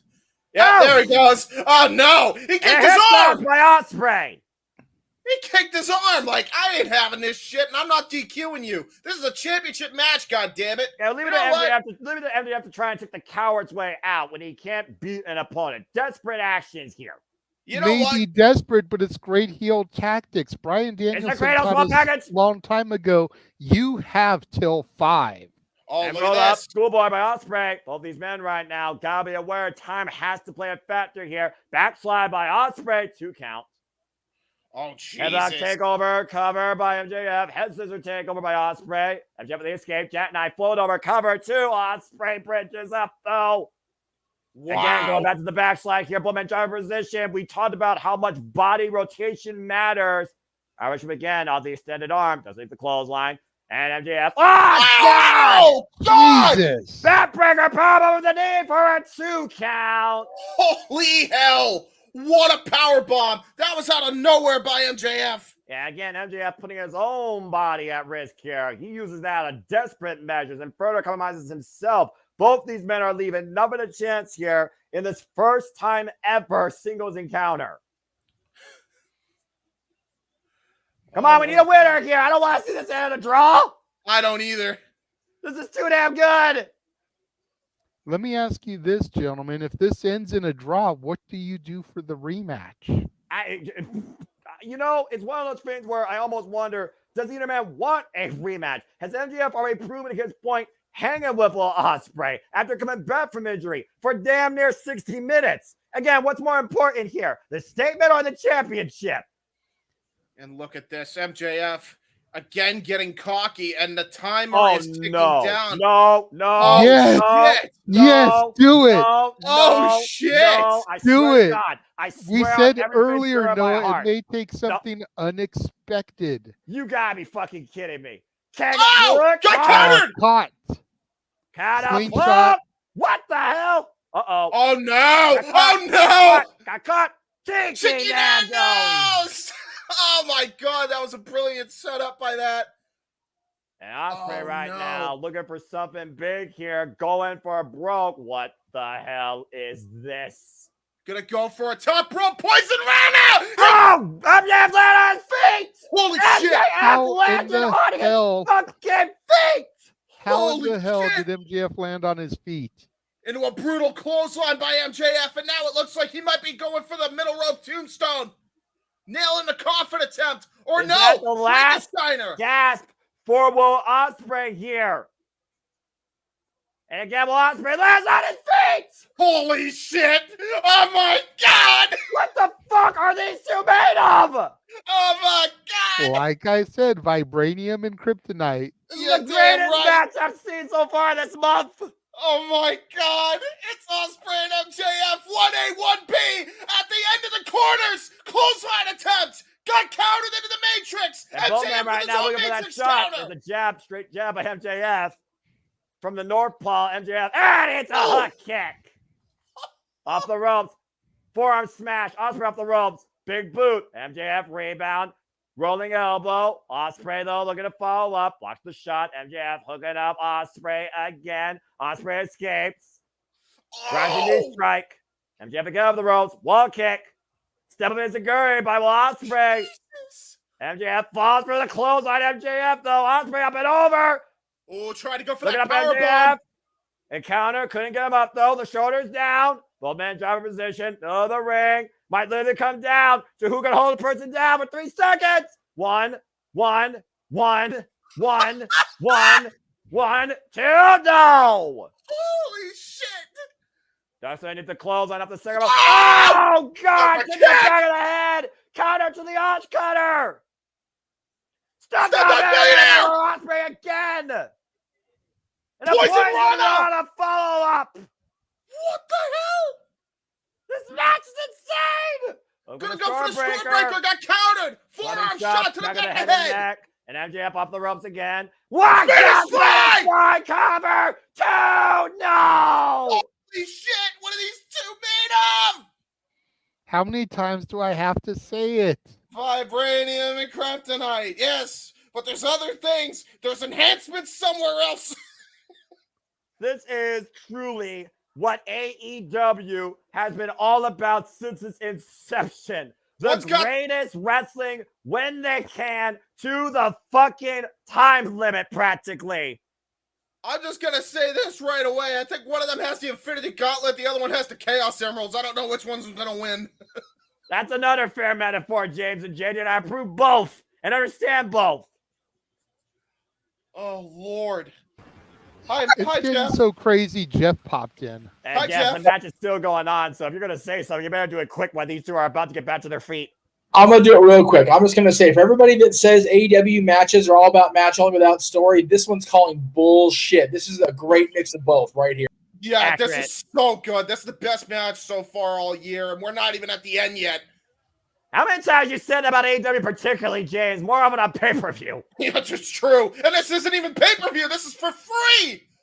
And right now, might have just made a critical error. MJF got him hooked up from the second rope. Shades of what he did to Darren Garcia. Ospreay fighting back, though. Will Ospreay took a page of MJF's playbook. It's coming from the top. Cover him, damn it. Hit it, Blade! Hit it, Blade! No way! Falls in the cover! No! What? What? He kicked out! How? I shouldn't even be surprised anymore. MJF's not human. Will Ospreay's not fucking human. Neither of these men are normal humans. Neither of these men want to take a loss. Go for the MJF right exposed now Blade! might be there. And man just collapses.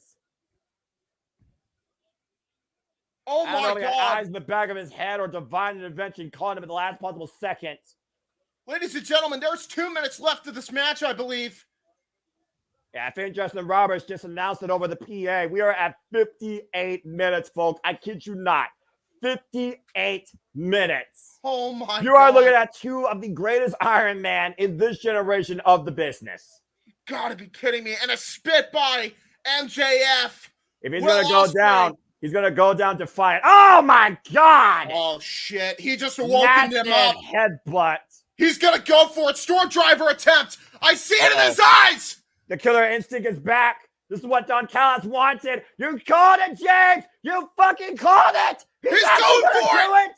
Is he going to do it? Do it, Ospreay. He's hesitating. He's hesitating. That's not good. Do it, He's man. going to do it. Fucking do it. Hit it. He's got it.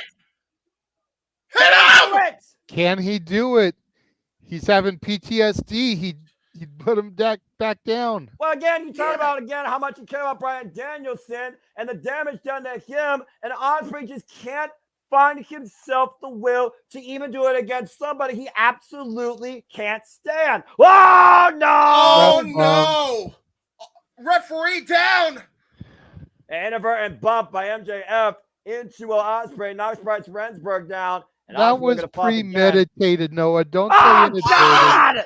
Dynamite Diamond Ring! Over the head! Over the head! Kidding me! Holy shit! Holy shit! 2 seconds left! MJF is the new AEW International Champion! Holy hell! What a photo finish! MJF, the International Champion, and what was one of the greatest matches you will ever see in the middle of a ring!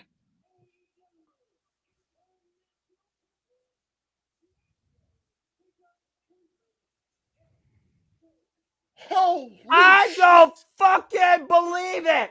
59 minutes, 58 seconds, 100K Dynamite ring finally comes into play. MJF knocks Will Ospreay the fuck out and becomes the new AEW International Champion. I don't give a fuck. I'll be that mark. 5 stars, 6 stars, 7 stars, 8 stars, 9 stars. Give it all the fucking stars. It deserves it. These two are 1A, 1B. I said that for a reason. That was living proof. That was incredible. And again, JJ, Ospreay refused to pull the trigger. He refused to give that final shot. It was that pinnacle moment that cost Will Ospreay everything. The all-elite Bruv has been defeated by the devil of AEW, Maxwell Jacob Friedman. God damn, that is one of the greatest TV matches I've ever seen in my life. That's one of the greatest matches, period. Medical team in to check on both men. Yeah. Oxygen tank for MJF. Again, he said he made a vow since Dynasty. He was not going to use the Tiger Driver. MJF literally pushed Will Ospreay 99% to his limit that he was almost willing to use it, and he didn't. As MJF once again finally has regained consciousness, Ladies and gentlemen, MJF is your new AEW International Champion as Hannibal Ospreay, his second defeat in All Elite Wrestling. Wow. Jeff, Will Ospreay coming to 2. I don't think Ospreay can believe what the hell just happened to him. Again, we talk about MJF, the story of the return of match with Jacob Freeman. A big fuck you to every fan that turned their back against him, saying thank you, Joe and Ozzy, for getting him in this dynasty that Swerve named everybody but MJF. Talking about Will Ospreay, talking about Kazuchika Okada. When MJF chants were rained out during that contract signing with Samoa Joe ahead of Dynasty, both men just slightly smiled. MJF just proved everybody once again why he is the goddamn best. MJF, the new AEW National Champion. Holy fucking shit. Wow, that was incredible. God damn, that was a good match. That was so damn. Holy shit. That was incredible. Like, It really was. It had no damn business being that good on television, but fuck me, was it ever. That was professional wrestling fucking greatness! Damn it! Yes. Yeah. And that was the opener.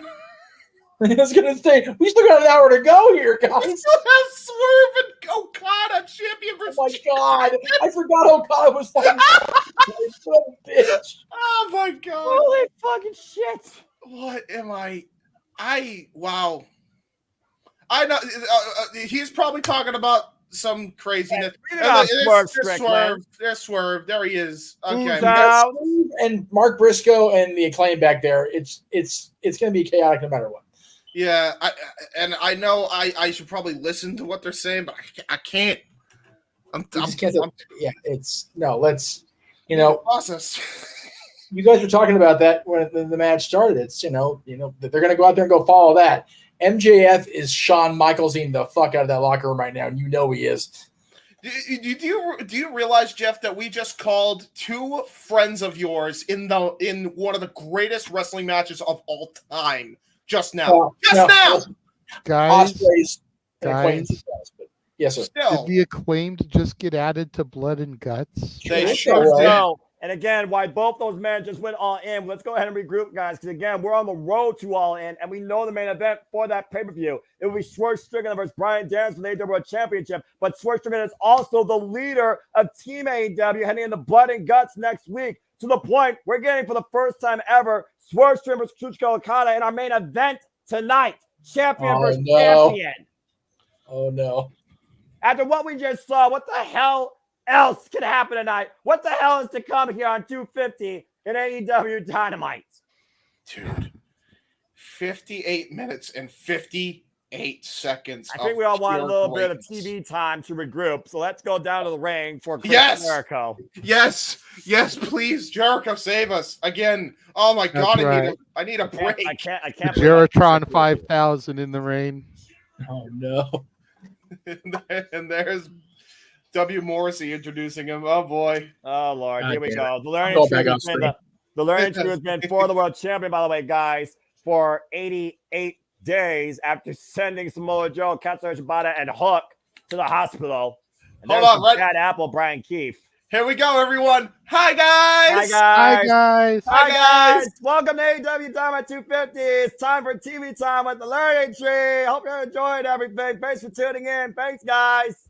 Hi, guys. Hi, Chris.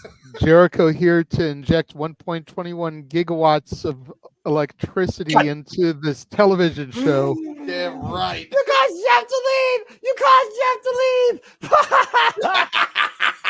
He's been for the world champion for 88 days, but if this segment can get up to 88 miles an hour, then we might end up going back in time, gentlemen. That's a Back to the Future episode for y'all, in case you didn't figure that out.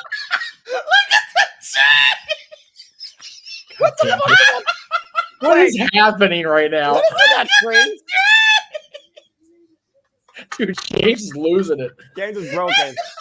James, are you okay? That's the goofiest shit I've ever seen. Look at the tree. Is he broken like Matt Hardy? I'm not sure at this point. Would someone give James some oxygen like MJF and Will Ospreay needed? Oh, that's incredible. Oh, That's incredible. Another great TV show from the past. there you go. Come on, James. Put yourself together. I'm trying. No, please keep being a wreck. This is clip worthy. Yeah, that's valid. Dude, that is the most ridiculous I don't know what's thing. crazier, this Derek for Jericho or this ensemble that Brian Keith is wearing. Why is the Toledo like apple an extra from Mario Van Peebles' posse? Oh my God, Jay, what's wrong with you? I'm just saying. Dude, Damn it, JJ, you freaking idiot! Why is Has Carlito's apple? anybody ever seen that movie? Not seen it. Welcome to Chris Jericho's Cabana. If we go on the TV and look back at 2 weeks ago when the Wizard burnt Hook's eyes and made him blind after bringing Katsuyori Shibata's arm and sending Samoa Joe through a fucking wall off a forklift pallet to Break the the hospital. walls down. What the fuck's wrong with this man? For real though. W. Morrissey, bro. For real though, the next time Jericho's in front of that tree, look at that apple. It looks like the Carlito apple from his Titantron. That's what I'm saying. I swear to God. It is. I think it is the Carlito apple. I swear to God it is. Like, what the hell? What kind of some little bullshit is Learning Tree? Holy pulling shit! off? I just saw the eyebrow with the freaking eyebrow. Yeah, it's Carlito's apple. What the fuck is that doing? I mean, Dude, do they? Uh-oh. Cabana. Uh-oh. Who be maniacal now? Minoru Suzuki! Oh my God! Oh my God! Oh my God! The king of pro wrestling! Oh my God! Oh my I God! think the learning she's about to be murdered, folks. I think so too. Can somebody please call Chris's wife and kids for me? I don't have their number handy. Like he Yeah. about to die. He about to die. One of the most God. lethal motherfuckers in this business, an all-time legend, former NJPW, never open weight, 6-man open weight, and he's got a contract in hand. By And the former way- Intercontinental Champion. Remember, Jericho reached out to this man, prior to Forbidden Door, and Minoru Suzuki wanted to do nothing with the learning tree, but he challenged Jericho to put up his FTW title if he wasn't a coward. We never got an answer. And here's the thing, Noah. This is the longest reigning never open weight champion in history, which means this is an FTW Hold that thought. block A Castaninare! Castaninare. The path of Yeah. the lonely warrior. Go ahead. Now, he has experience in these types of hardcore matches. He's done it Yeah, a little bit. for years. This man has fought Mikey Ito, broken her hand. This man brought a gun on a bullet train during a wrestling match. This man nearly killed Asuka, aka Kana, in intragender action. I'm just saying. Real quick. Next week. Oh, God. Oh, Jesus. Okay. Am I continuing to call Minoru Suzuki versus Chris Jericho next week at Blood and Guts for the FTW Championship? It's what it looks like, Noah.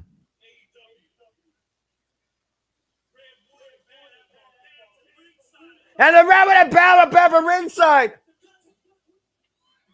Oh, shit. What?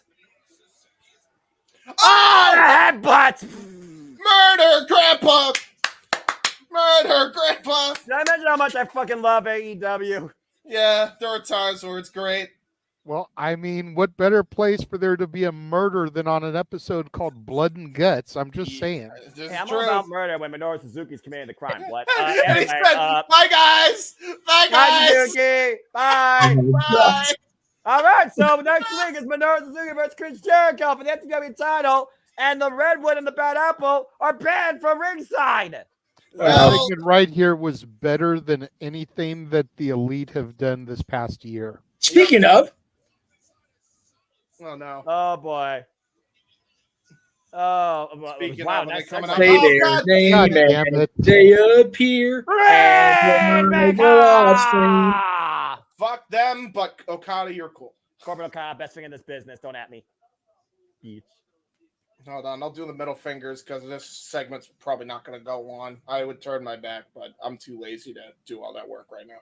Thank you, Jeff. All right, I don't have to do that anymore. I'm even more lazy now. Damn.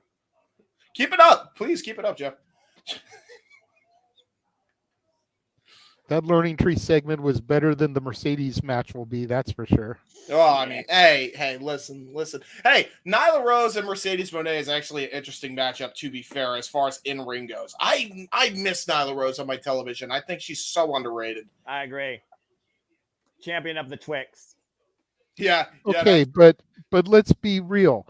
Does Nyla Rose have even a 10% chance of winning tonight? No, okay, so it's a waste of time. Thanks, Jeff. So it's a waste of time. And JJ said her name, by the way, and there's Mercedes. I was gonna say I'm just on a fucking roll tonight. Yeah, you seriously, are. JJ said the Elite. They appear. They say Jamie Hayter. Are you telling me that they have to? Oh, God damn it! Now I'm with JJ. I hate her too. Fuck it. Fuck it. Wow, honestly, man, that just why? Why do you subject yourself to this? Why must she be associated with these fuckers? Oh God! Oh my God! Because you want to be more of a heel, you hang out with the Elite. I reckon so. Mercedes at least has good freaking heat when she goes into the ring, except for this guy. These two have Okada, no way heat. Okada likes her. I mean, they did hot flashes. Hey, they did stand together at the end of Battle in the Valley, both as champions. I'm just saying. Last year, now Okada's giving me a reason to not like him. He's sitting here getting hot flashes by Mercedes' dance. I don't know. Well, here's the thing. If you could even call it a dance, I see strippers that move better than her. See, JJ, what you didn't see there in the background, they got Ospreay on his feet. He was doing the dance off camera. That's why Okada was digging it so much. Yeah. Anyway, as we got a moment to breathe, first let me just say again, God damn it, I love professional wrestling. Yeah. What a night for AEW. Right? MJF Ospreay, fucking thank you for my match of the year. And secondly, what a kickoff to episode 250 and many more to come when it comes to Dynamite Instant Classics that you get for free. Not to mention, we got Suzuki murdering Jericho next week. The Ranger will not be involved, and we're continuing to form out the teams for Blood and Guts. I think it's going to be Swerve, the Acclaim, and Mark Briscoe. They just need to find one more person versus the Elite. That's right. There you go. And while Noah's sitting here hyping up next week, producer man, why don't you hit the button and show all the other watch-alongs that we've got? Okay, gotta get this one off screen. Go ahead, kill my voice. I dare you. Make the banner go away because I don't know where it's at. Make the banner go away. I got the banner. You run the video. Okay, I'm in the right one. Okay. After these messages, we'll be right back.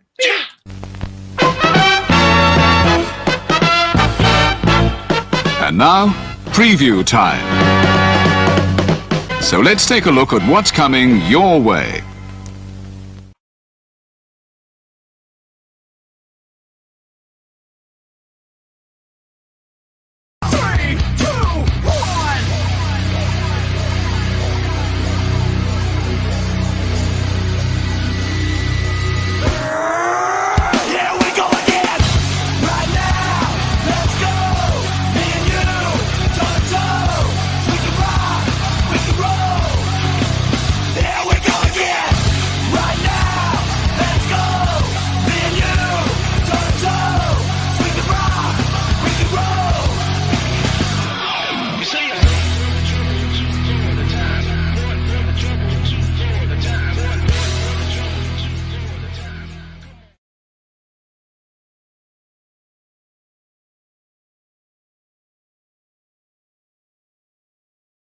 And again, as I've gotten the greatest smile I could have so far in my life this year in the professional wrestling business, once again, we are here to remind you that the Champion of Mercedes Moné, we truly do cover and incorporate all the wrestling, all the wrestling, all the wrestling, all the wrestling, all the wrestling, all the wrestling, all the wrestling, all the wrestling, all the wrestling, all the wrestling, all the wrestling, all the wrestling, all the professional wrestling, damn it, and combat sports and other sports.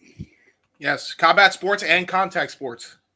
Oh, good God Almighty, I can't breathe. What the fuck did I just call? Dude. JJ James, it's been an honor. Yes, it has. Yes, it has. That was... I think that's our best three-man call we've ever had. I think that's fair to say. I don't think that's... That was good shit, guys. Yeah, sitting here off screen not calling it. That was good shit. Yeah, I did. Yeah, I'm not gonna lie. In the history of our three-man calls, that was definitely the ace. So I'd also like to thank... I do wish I was a little bit more involved because I did let that opening kind of ruffle my feathers and take me out of it. But other than that, I agree. Yeah. So I'd like to thank everybody involved with. Oh God, here she comes. God damn. Well, time for the TBS Championship match. I'll get there in a minute. I'll figure it out. But I'll be back, guys. I'm gonna go use the bathroom. Oh, stop it. Okay. Mercedes Moné, of course, defending the TBS title ahead of the DMD that is waiting for her to make a trip to her office. She will see her now when she's actually got the balls and she's ready. As she defends the title 9 open challenge against anybody but the American DMD. And Nyla Rose stepped up to the plate, the inaugural the second ever AEW Women's World Champion. Referee for this contest is Aubrey Edwards. Let's hear for Aubrey. TBS and NW Strong Women's Champion, the CEO Mercedes Moné with a record of 4-0 so far in AEW. I am looking forward to this match big time. I'm actually enjoying it. I'll still respect her as an athlete, even though I can't stand the fact that she's now a part of the elite. God damn it. God damn it. If you're going to be an uber heel in this company, that's who you hang out with. Of course, the elite will be involved in the most dangerous match in AEW history, Blood and Guts. Next week, Wednesday, and we'll be covering that here at the Multiverse of Media. And here comes shout out to your Don DeMarco partner, as always, who's going to bring his remix to his favorite theme. Here comes the native beast, Nyla Rose, the champion of the Twix. True that. And you know what? Cheap plug. Stay tuned for remixes on my channel because I will be bringing that back very soon after I am done with the documentary, which, by the way, we're in very good standings with that. Just going to say that because I know we've memed on it like for ages. But yeah, once that's done, back to YouTube, at least on a part-time basis, and then I'm going to try to get a job on top of that. So that'll be pretty good. I'm going to have a good time. I'm going to have a good year this year. That's my plan. That's the way to have a positive mindset. You don't need the learning tree smile to enforce that. Aubrey Edwards holding up the TBS Championship, of course, inaugurally held by Jay Cargill for 60 straight wins, 520-plus days before Chris Statler had a phenomenal run before losing to Julia Hart last year at Full Gear. Will the Nightingale, of course, beat Julia Hart at Dynasty this year. And Mercedes, when they arrived in AEW and beat Will Nightingale at Double or Nothing. Hi, JJ.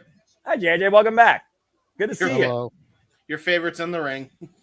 Yes, see you next Tuesday. Let's tie up here. Speaking of next Tuesday, I'm looking forward to next week's NXT. A lot more than I'm looking forward to her in the ring.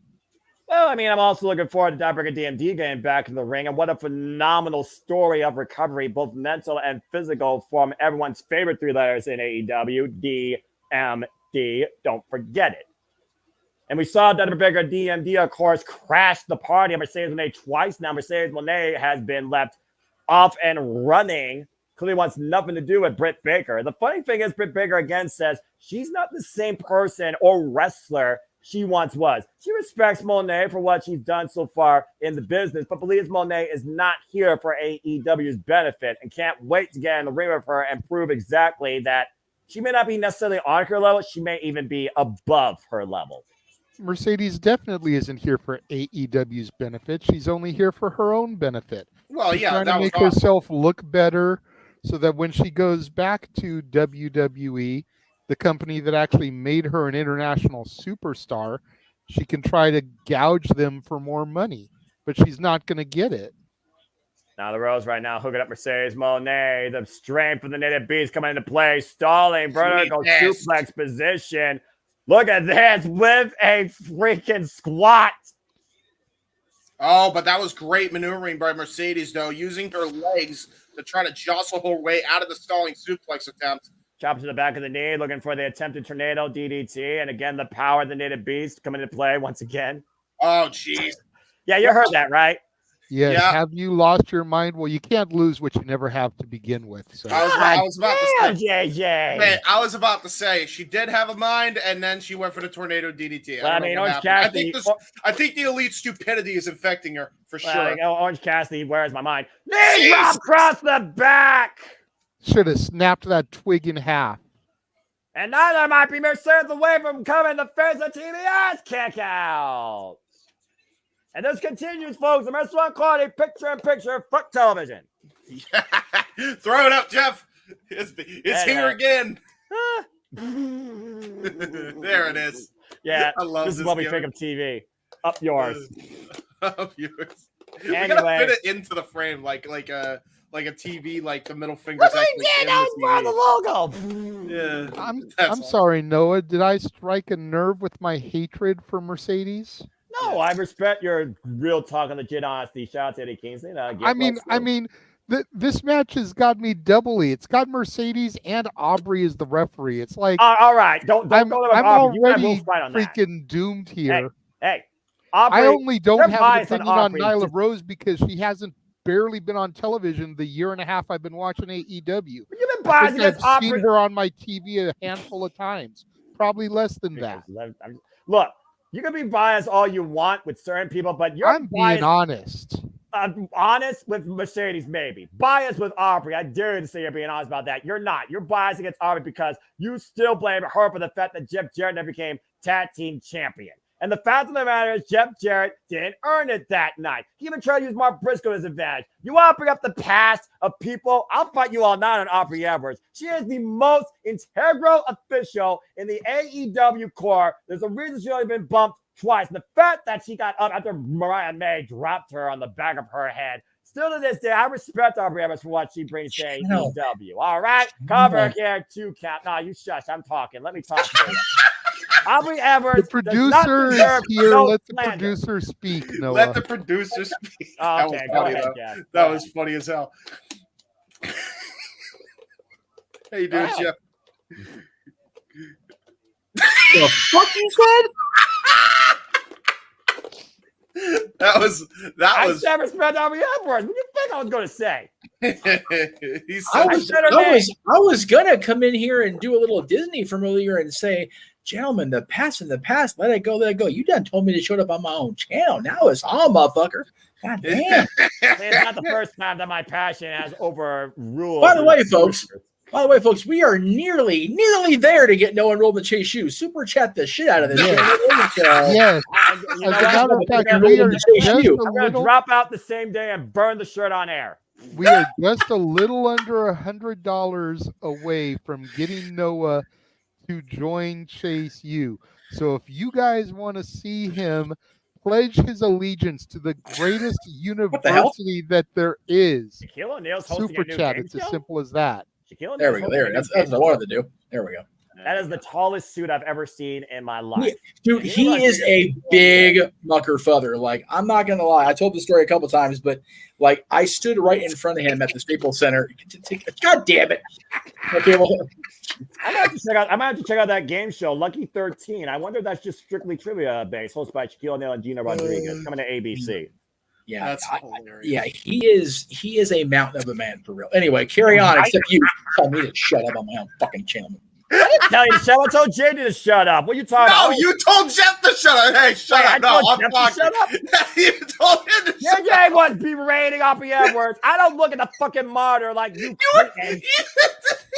You know what? Oh, that's true. We're back on the TBS Championship match. That's You fair. know what? That's fair. Where's all the King's horses and all the King's men to put James back together again? Still, come on now. No fucking joke. I think that James is broken. Non-copyright. Shout out to my favorite knockout of all time, Tara, aka Victoria. She'll be in the W Hall of Fame. Damn it, but I digress. Hey, I will say. God, nice suplex by Nyla Rose. I will say we do have a wrestling match on our screen here, folks. Let's get back. Oh, is that what you call this? Well, I'm I mean, surprised Nyla it's Rose gone is long a enough former- to actually have a commercial. Well, Nyla Rose, a former AEW Women's World Champion. I think we should give her that respect. Previous challenger to Athena for the Ring of Our Women's World Championship and a first ever 2 out of 3 false tables match. Of course, Athena will be defending the Ring of Our Women's World Championship at Death Before Dishonor against Queen Aminata, who probably has the most lethal big boot in the business. Oh no, cannonball attempt. Oh boy. Josh! Jesus! Crushing the CEO might go bankrupt here. Covered, deep hook of the leg, 2 counts. Hey, the CEO's diamond studded on her tights. We're gonna have diamond pancakes for breakfast because you got flattened like one. I don't consider diamonds part of a nutritious or balanced diet. I don't know what you're trying to do here, James. That's true. I don't want to know what it would be like to swallow a diamond. I feel like that. I'm sure there's somebody on the internet that's done that for some reason. Yep. And regretted it. Well, you've never had Blue Diamond peanuts? Wow, man. Big splash out of the corner. Great Vader bomb. I'll give her that. Falls up again. Ooh. Either side of the head. CEO taking control. Again, folks, we are just having fun here. United team. We're calling AEW Dynamite 250. And right now, Meteora, single knee drop, caught a single shoulder, 2 count. Yeah, I was about to say she did not get all that Meteora and didn't get all that cover either. Yeah, It well, didn't again, even look like a meteor. It looked like, here, let me sit. I mean, she got one knee on the cover, to your point. Poor position there by the champion. Now looking to hook her up for the Moné maker. There is no way. No way. You're better off going for the bank statement at this point. Well, I mean, yeah, bring the native beast down to the mat. Take out her base. That's how you beat a bigger opponent. I mean, it's wrestling 101, right? And the crowd is standing for both women here. I'm surprised. Well, again, Nyla Rose is an AEW original as we celebrate AEW Dynamite 250 and the history of this women's division with all-time great champions like Hikaru Shida, Live Dynamite Banker, DMD, and of course the current AEW Women's World Champion, Timeless Toni Storm. You've got to be freaking kidding. What the hell is this? That is a studded glove, and I think she's looking to send a message to one person that knows how to practice dentistry. And I think Mercedes Moné is about to tell Nyla Rose to say, Oh, God damn it. JJ, go ahead and talk if you want. Mandible clause applied here by... I was going to say lay off of Mercedes, but nah. She's using Brit's move. Nah, get up all in her shit now. Fuck that. Renegade's Rage has been engaged. Feel free to unleash it after this win as she transitioned out to the bank statement. And Nyla Rose taps. Okay, JJ, floor's yours. Yeah, no. Complete and utter waste of time. Yep. Let's put it politely. Mercedes Moné still the TBS this champion. heifer off of my television screen. All right. Let's tranquilo, mi hermano. You just said Renegade's Rage. I didn't know how far I was going to go. I don't want us to get flagged on YouTube for that's valid. You unleash my rage, then you tell me tranquilo. I didn't think you were going to go that far. Hey, look, there's a Sting fan. And that's Britt right there. Wait a minute. That's definitely Britt. Yeah. Hey, folks. I think the doctor will see her now. Get her, DMD in the building. That wasn't horribly scripted. I don't know about that. And the staff right now protecting the CEO. Probably special call from the Elite. Creating separation here. This match has to happen in Wembley. Gotta keep it separated. Until Wembley. How long? How long, guys? How Wembley. long can the CEO keep running from the DMD? She's got to face her eventually in that ring. Oh, we will. The CEO can run as long as she wants. She's got creative control. Now, we don't know that for sure. No, we definitely. She has said it in definitely interviews. know that for sure. Change gears to something that matters. Let's talk about the Owen last week and the women's. There we go. Mariah May has booked herself for a timeless encounter on her ultimate way towards stardom with the most evil and glamorous betrayal we've seen ever in AEW history. Bloody brilliant. Pun intended. Oh, yeah. The cinema of this tragedy, the timeless last awaits in Wembley. Timeless Toni Storm and Mariah May for the AEW Women's World Championship. Something tells me Toni Storm is going to have to watch out for more than just a shoe after what Mariah May did to her at the end of the Owen Hart tournament, JJ. What a statement. I'm still speechless over those actions from last week. Like, we saw it coming, but I didn't expect it to be that vicious, that bloody. There's a reason why Mariah May is called the evil glamour. Something so beautiful can truly be lethal. And we will find out how lethal she is at Wembley Stadium. Yeah. I was expecting Mariah the one to be the one to turn. That's what was crazy about last week. Yeah, of all things, I was expecting Timeless Toni Storm. Yes. Again, how many times did I talk about with you all? I thought for sure she was setting herself up to make sure she was going to preserve herself in the spotlight. I didn't think Mariah May had that in her where now she wants to be the center of the universe, the attention, the star of AEW. sending the timeless era into oblivion. To reference somebody that was driven out of this company, does she have everybody's attention now? I think after last week, she's got more than just AEW's attention, to say the least. Yeah, exactly. Jesus. Mina Shirakawa right now, an emotional wreck. Can't believe what she saw. Again, those two are as close as mother-daughter. They were bosom buddies. You were looking for the freaking motorboat trio, and now you're lucky to have one of them doing that anymore. It's funny you mentioned bosom buddies. I actually have a outing tonight with a lady friend, and we're going to watch Sleepless in Seattle. I've never seen that movie. What? I'm going out with a friend tonight, and I've never seen Sleepless in Seattle, so we're going to watch that together. Oh, okay. Good on you. Enjoy. Yeah. And I hope everyone's enjoying our coverage here of AEW Dynamite 250, where, again, we just had a match of the year candidate with MJF and Will Ospreay, the new AEW International Champion, at 59 minutes and 58 seconds. I cannot fucking believe I just said that. And then we followed it up with the match that, if it was a movie, would be nominated for a Razzie Award. What's a Razzie? The Razzles are like the opposite of the Oscars or the Emmys or whatever. They're the worst of the worst.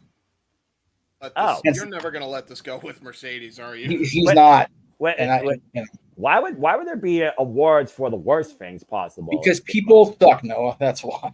Well, that's fair. People are people. Depeche Mode made a song about that, so you know. Yes, they did. James, I will make a deal with you. As much as it pains me to say it. Uh-oh. Because that's what we do on this channel. We negotiate, we make deals. Right, Noah joining Chase U? Right, Noah buying a Chase U t-shirt if Thea wins the title? Gonna drop out the same day. Hey. I will drop this hatred to Mercedes when you drop your hatred towards the Elite. I was about to say, I'm not judging you. I just Jeff, should I just leave? Okay, whoa. Okay. Should I just leave? I'm making a valid statement. I know. If it gets on James, my hatred towards Mercedes, he's never going to let it go. It's kind of the same. Well, okay, but I don't. I thought you were talking to me. Like, you're talking to James. That's between you two. But if you're talking about my hatred, I have valid in-person reasons. Like, no, that's different.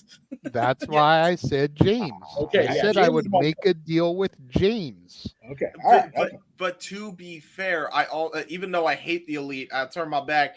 I've never on commentary called them I don't know, what's the worst insult you call them? I don't know. Because you turn your back on them. You're not on commentary for their matches. That's true. As much as I hate Mercedes, as much as I still hate the Elite, I'm on commentary for their matches. That's true. So I will give up my hatred when you do. Who's that?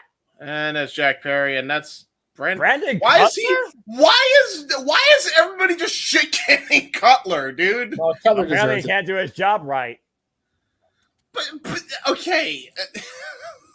Who's really the scapegoat? Because I feel like they're just making Cutler the scapegoat. Well, Darbion says this continues through 250, and let's not forget Darbion and Jungle Boy Jack Perry are former enemies. And what the hell? Wow. What's Toni Storm doing here? I don't think that's Tony. I think that's Mariah. Oh, you're right. I could barely tell. Playing the part of the timeless one. The only thing she's missing is the AEW Women's World Championship. Like I said, Mariah May is ready for her time in the spotlight, looking to claim her ultimate road to stardom. And she has her ticket punch for her feature role at Wembley Stadium. And the camera, by the way, the music just cut off. And there's a reason why we're not in black and white, folks. You see right now in full color, Mariah May. Rest in peace, the Motorboat Trio. JJ, I know you're in black and white, but again, man, even you have to admit, this is a timeless charade by the former protege of the current AEW Women's World Champion. And who knows the physical and the emotional condition of timeless Toni Storm right now after that bludgeoning from last week. That's fair, but in Hollywood, whenever we get somebody that's dressed up as the star, we call them a stunt double. I think Yeah, that's but what how? Mariah is right now. Well, is clearly me. she wants to prove that she's more than that. She is a leading actress. Looks like she's about to speak.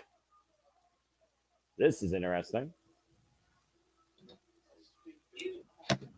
Damn! Giovanni Oh, said, okay, all right, so you know, the stuff that I say is horrible, what the but hell? they're on commentary calling her a straight up bitch. Okay. You know what, JJ? I mean, JJ, everything you're justified. You're justified. Yeah, JJ, I take back everything I said. Let's hear from this timeless charlatan. Damn. Conrad's going to go off on this motherfucker next week. Damn. Mariah May's true colors showing out tonight.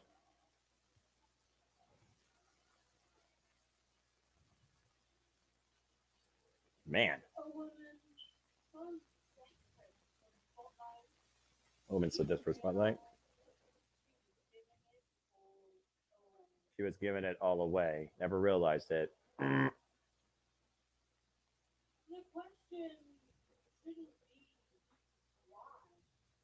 question should be why. The question should be, Mariah, what took you so long? They've been together since January to a point.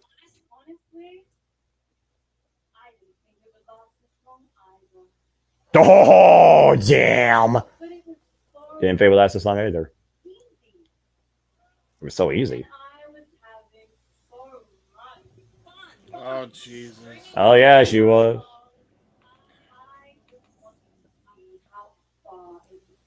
Wanted to see how far it would go. Bro. Damn. Saw Wembley. I thought. Why not take a little horse back when I can kill it in front of as many people as possible? Oh, Jesus. Okay. Damn. This sounds more dangerous than a Shakespearean tragedy.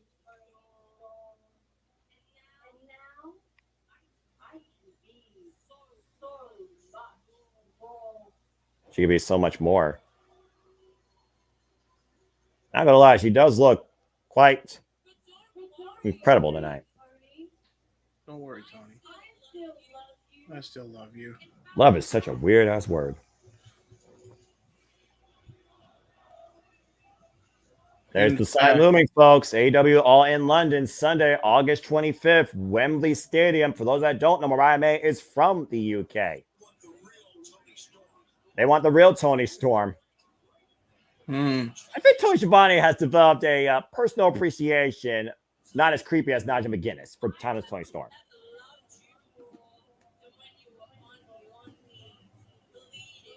Never let him on your knees, bleeding and screaming her name. That was your greatest performance. Oh my God. Jesus. And her greatest performance will be at All In. Closest thing to spicy chips. Sheesh. Because now all the wrestling is all about Mariah. I was waiting for something like that. And scene. Wembley Stadium, Sunday, August 25th, the timeless Toni Storm versus Mariah May, AEW Women's World Championship. Jesus. Okay. All right, Mariah. I was waiting for some kind of reference there. Good on her for doing that. Well, JJ, your thoughts on that? I don't know what you even call what that was. Mission statement, final decree, teaser towards the final act of what could be the timeless era here. Is AEW truly about to be all about Mariah here? This is some serious circumstance for the timeless champion. We've seen this coming. At All In, if Mariah doesn't win, then this was all for nothing. But that one line, as insignificant as it may seem to most people, really kind of brings everything into focus as I shift back into color. Because for those of y'all that don't know, this entire angle has basically been the premise of the film All About Eve. Take a listen to this real quick and tell me if any of this sounds familiar. Names changed, of course. Please do. Also, fuck television. Go ahead. The film stars Bette Davis, Toni Storm, as Margot Channing, a highly regarded but aging Broadway star, and Ann Baxter, Mariah May, as Eve Harrington, an ambitious young fan who maneuvers herself into Channing's life, ultimately threatening her career and her personal relationships. Oh, Does that sound at all familiar? Yeah. Yep, that's basically been this entire angle. So that one drop, it's going to be all about Mariah. So instead of all about Eve. Let me ask you this: why you might be proposing a similar tragedy? Did that movie ended up being, in the end, all about Eve? I've actually never seen the actual movie. I think I might have to watch it and review it ahead of All In, even if for one day resurrect the reviews. Yeah. But JJ, yeah, I think. But I've been doing my homework, and I think that's part of why they started this whole thing with Turner Classic Movies when the timeless gimmick began. Right. I think this is something, you know, we, not you guys, but we have crapped on Tony Khan a lot for lack of storytelling. This is great storytelling. I think this is the one angle that he's really been on top of since Tony made the jump from Outcast to Timeless. Yeah. Yeah. And prior to being and all the pieces have really come into play like a movie. Act 1, we got the introduction of Toni Storm and the introduction of Mariah May as her Uber fan. Act 2, growing closer, the little sense of distrust with Mina Shirakawa coming into play, ultimately leading with the turn of Mariah last week. Act 3 will be the culmination at Wembley Stadium. The final act, the timeless last. Now, real quick, that was a great explanation by both of you there. Thank you for that, because I don't even know all that. Real quick, just so we can mention it, why the fuck are they stripping the fucking Bang Bang game of the trios titles? That was so dumb. Oh, yeah, that's right. Another segment happened. I'm sorry. So that's what happened. Back to present.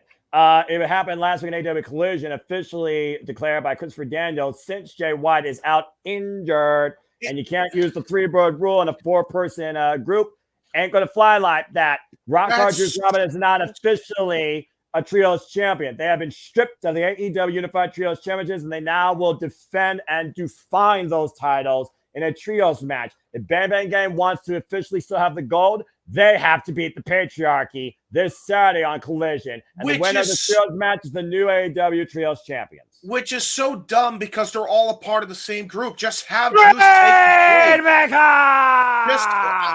And even though Okada's coming out, just have him take the place of Jay White. That's all you have to do. Why do this freaking hoopla when you're going to give him to the Patriarchy any goddamn way? I think they were just looking for an excuse to take him off the Bang Bang Gang. That being said, you had it with the Patriarchy. Well, you know, circumstances change with Switchblade Jay White's injured. Maybe Jay White and Christian Cage is the match to happen. Meanwhile, it's main event time on Dynamite 250.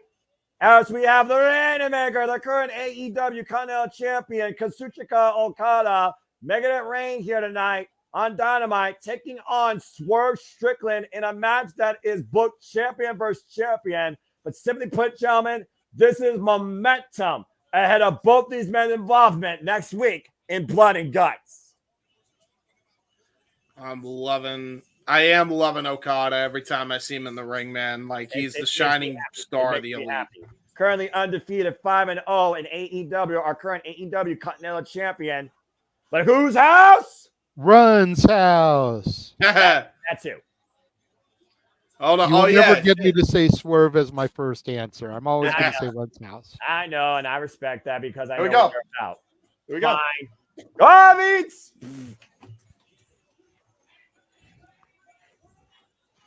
Prince Nana, of course, accompanies Swerve Strickland, who has been leading this dynasty ever since becoming AEW World Champion at Dynasty, with defenses against Kyle Castagnoli and freaking Will Ospreay, amongst others, Kyle Fletcher.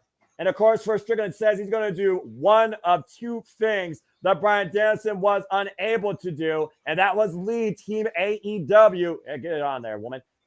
Team AEW to a victory against the Elite. We saw what happened at Double or Nothing, Anarchy in the Arena, where the Elite won. Swerve Strickland believes that he is the leader AEW needs to beat the Elite. And here he comes in tonight, taking on somebody undefeated and the Elite's new best bout machine, Kazuchika Okada. And while Okada is not the leader of Team Elite next week, you might as well call him that. He definitely might be the most dangerous and valuable player. Bell rings are underway. Referee Paul Turner for this contest. For those that don't know, Blood and Guts, solid steel cage, enclosed 2 rings, including a fully capped roof. The match does not begin until all 10 men are in. And the only way it ends is via pinfall or surrender. So, yes, for those of you at home asking, Blood and Guts is War Games. Wait.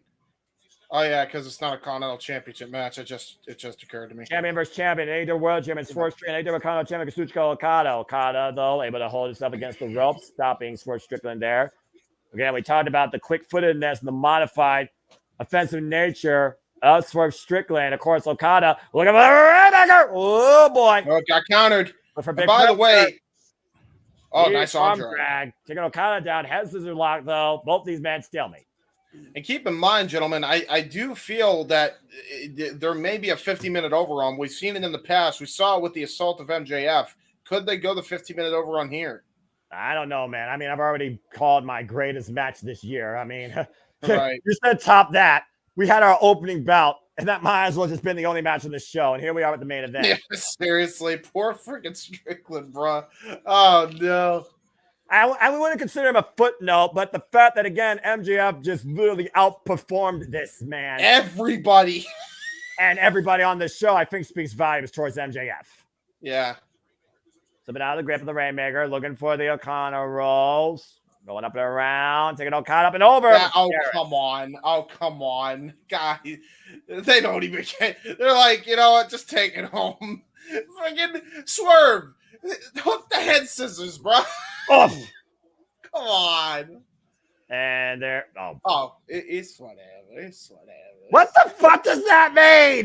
That's what he's doing. He's doing a dance in the ring. It's whatever. I don't understand you guys. And these damn TikTok. Whose house? Swerve's house. Okada, though, and does Run's not house. seem impressed. Oh, boy. Swerve Run DMC, is Run DMC still around or no? Good question. They're not really active like they used to be, but they're both still alive. The only one that's passed away is Jam Master Jay. Okay, so we can get the rest of Run DMC hopefully in a great entrance for Swerve at Wembley. Are you trying to book Swerve to bring that would be awesome. Run DMC at Wembley. Whose house? Oh, good Lord. Swerve and Run's house. It's the midsection of Kazuchika Okada here, and you got to imagine, if nothing else, these men are jockeying for advantage in next week's report. Wow! In Blood and Guts. Flapjack by Okada. I swear to God, if Run DMC reunites with Swerve as part of them, I'd lose my mind. I mean, like, holy shit, what a way. I'm not going to lie. That does sound pretty fucking cool. I parlayed my AEW World title. I parlayed my AEW World title to 6 to be a part of Run DMC. What have you done lately? Okay. First off, this boy on something now. This boy crazy. I was just saying. Hey, listen. Wrestling Quiet Picture, fuck television. Okay, James. Go ahead. Piggybacking on that. Go ahead. Oh no, here we go. You get Run DMC What do you at Wembley Yes. to perform Rum's house, but switch it to Swerve's house for his entrance. Swerve when I drive. Exactly. That's what I'm thinking. And listen. And then you get Europe what I deal with to perform Final Countdown Yes, live yes. for Brian to come out to. Okay. Now you bought me in. I'm all in on that. That's a hell of a way to book a main event. You know what? Did you just say you're all in on that? Noah? Yes, I am. And again, we're all in next week with our coverage of the most dangerous match in AEW history, Blood and Guts, Team Elite versus Team AEW. And Minoru Suzuki will take on the Learning Tree, Chris Jericho. Hi, Jeff. I was all in. I understood that. Definitely. And you know what? I'm just one of those guys that knows how to segue and knows how to just buy into anything that's brought on the multiverse of media. Hey, so real quick. I will say, when it comes to anybody joining any group ever, even if it's Run DMC and reuniting that group because of Swerve, I said it before, I'll say it again. I'm never, ever going to say nothing could happen in the wrestling business again because holy shit, this year has been a living proof of that one. Yeah, the 2024, like I said, is the greatest year in this business, and 2025 is looking to even surpass that. Going to be fucking phenomenal with the all-Japanese professional wrestling week that starts off the week of the year. So we got our official date for Abima, the Pro Wrestling Noah New Year's show, January 2nd. Jesus, there's a lot of Japanese shows, huh? God damn. Well, Stardom's got their show on the 3rd along with Marigold, and then you have Wrestle Kingdom on January 4th, Wrestle Dynasty January 5th, and New Year's Dash January 6th. Jesus Christ. Irish No Whip. sleep. Going up. Oh,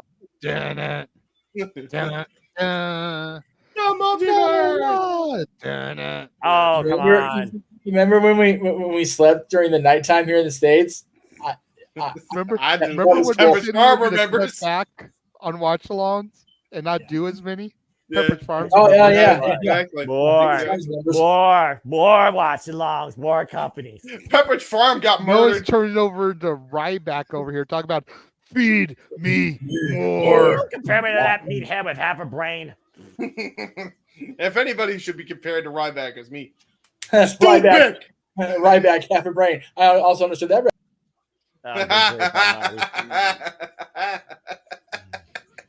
Again, thank you folks for tuning into our coverage of AEW Dynamite 250. Hope you enjoyed everything you heard. Please like, subscribe, comment, tell friends. We cover all things wrestling here. And again, right now, Swerve and Okada just teeing off. Massive uppercut by the Rainmaker. Thank you again to those that are cards across all outlets. And again, if you want to dictate the conversation, don't need to dictate. Don't mention never. Casting Studios, Good Cherry Brand, Super Chat, truly as simple as that. And what a freaking match of the year candidate to kick off 250. We had MJF beat Wasp. We had 59 minutes, 58 seconds. Brand new AEW International Champion. Mercedes Moné got punked once again by the Dr. Britt Baker, DMD. We also saw Mariah May, basically her mission statement, or honestly her script proposal, for the last timeless encounter with Toni Storm that awaits at Wembley Stadium. And now we have our main event here. Oh, God! Both men jogging for momentum ahead of Blood and Guts next week. And we'll cover that here in the Multiverse of Media. So much more to come here in the Multiverse of Media. Stay tuned for further details once this presentation concludes. Back here once again, AEW Dynamite main event. Irish Whip, reverse Irish Whip, Swerve from the corner. Okada looking to follow up, runs into a boot. Drop kick! There's a drop kick, baby. I gotta call at least one Okada drop kick every match, damn it. Best drop kick in the business. Don't at me. Continue. Yeah, if you don't have to have the middle finger for the TV, we can get back to the network. Yeah, go ahead, Jeff. We're back on the show. That is funny, though. I love that. I love that gimmick so much.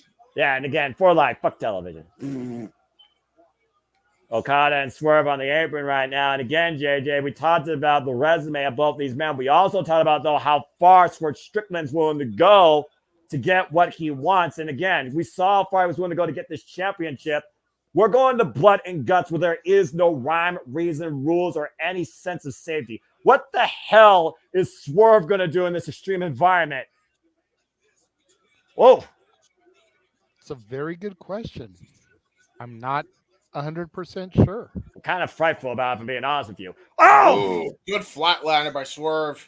No one flows like Swerve Strickland in that ring, period. Nope. Taken down with the brain buster. Grabbing the small of his back. Cover, hook the leg at 2 count. He flows in the ring and he flows in the booth. And of course, a mogul of 2 worlds, the world of wrestling and the world of entertainment. Did you know that Swerve has a gold tooth? Haha, bars. Okada right now looking up towards the stars, and Swerve right now, the high risk digital Okada though, picking the ankle. And to my knowledge, James, you and I have covered Okada's career for quite a long time in New Japan Pro Wrestling. The most extreme we've ever seen this man get was surviving wars against the likes of Minoru Suzuki, willingly taking shots from the former King of Pancrase to prove a point. Uh-oh. Ow! There's that neck breaker. Ushigoroshi swords over the knee. Cover. Heavy rain. 2 counts. Swerve kicks out. Up. Hi, Jeff. What was that about? Up. Bye, Jeff. Did I say something wrong? Or that was just a botch click? No, I said something wrong. I did a freaking whitest guy rap ever. Well, you are white. So, I mean, is it really wrong if you're representing what you are? I'm not judging. I'm mixed. That's true. I got more races than I know what I am. Okada to the top rope. Look at the elbow drop.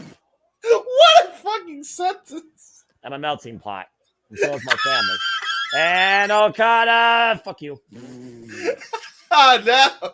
And Swerve, though. Scouting it, though. The rope through. Shoulders are down. 2 count. I'm a melting pot.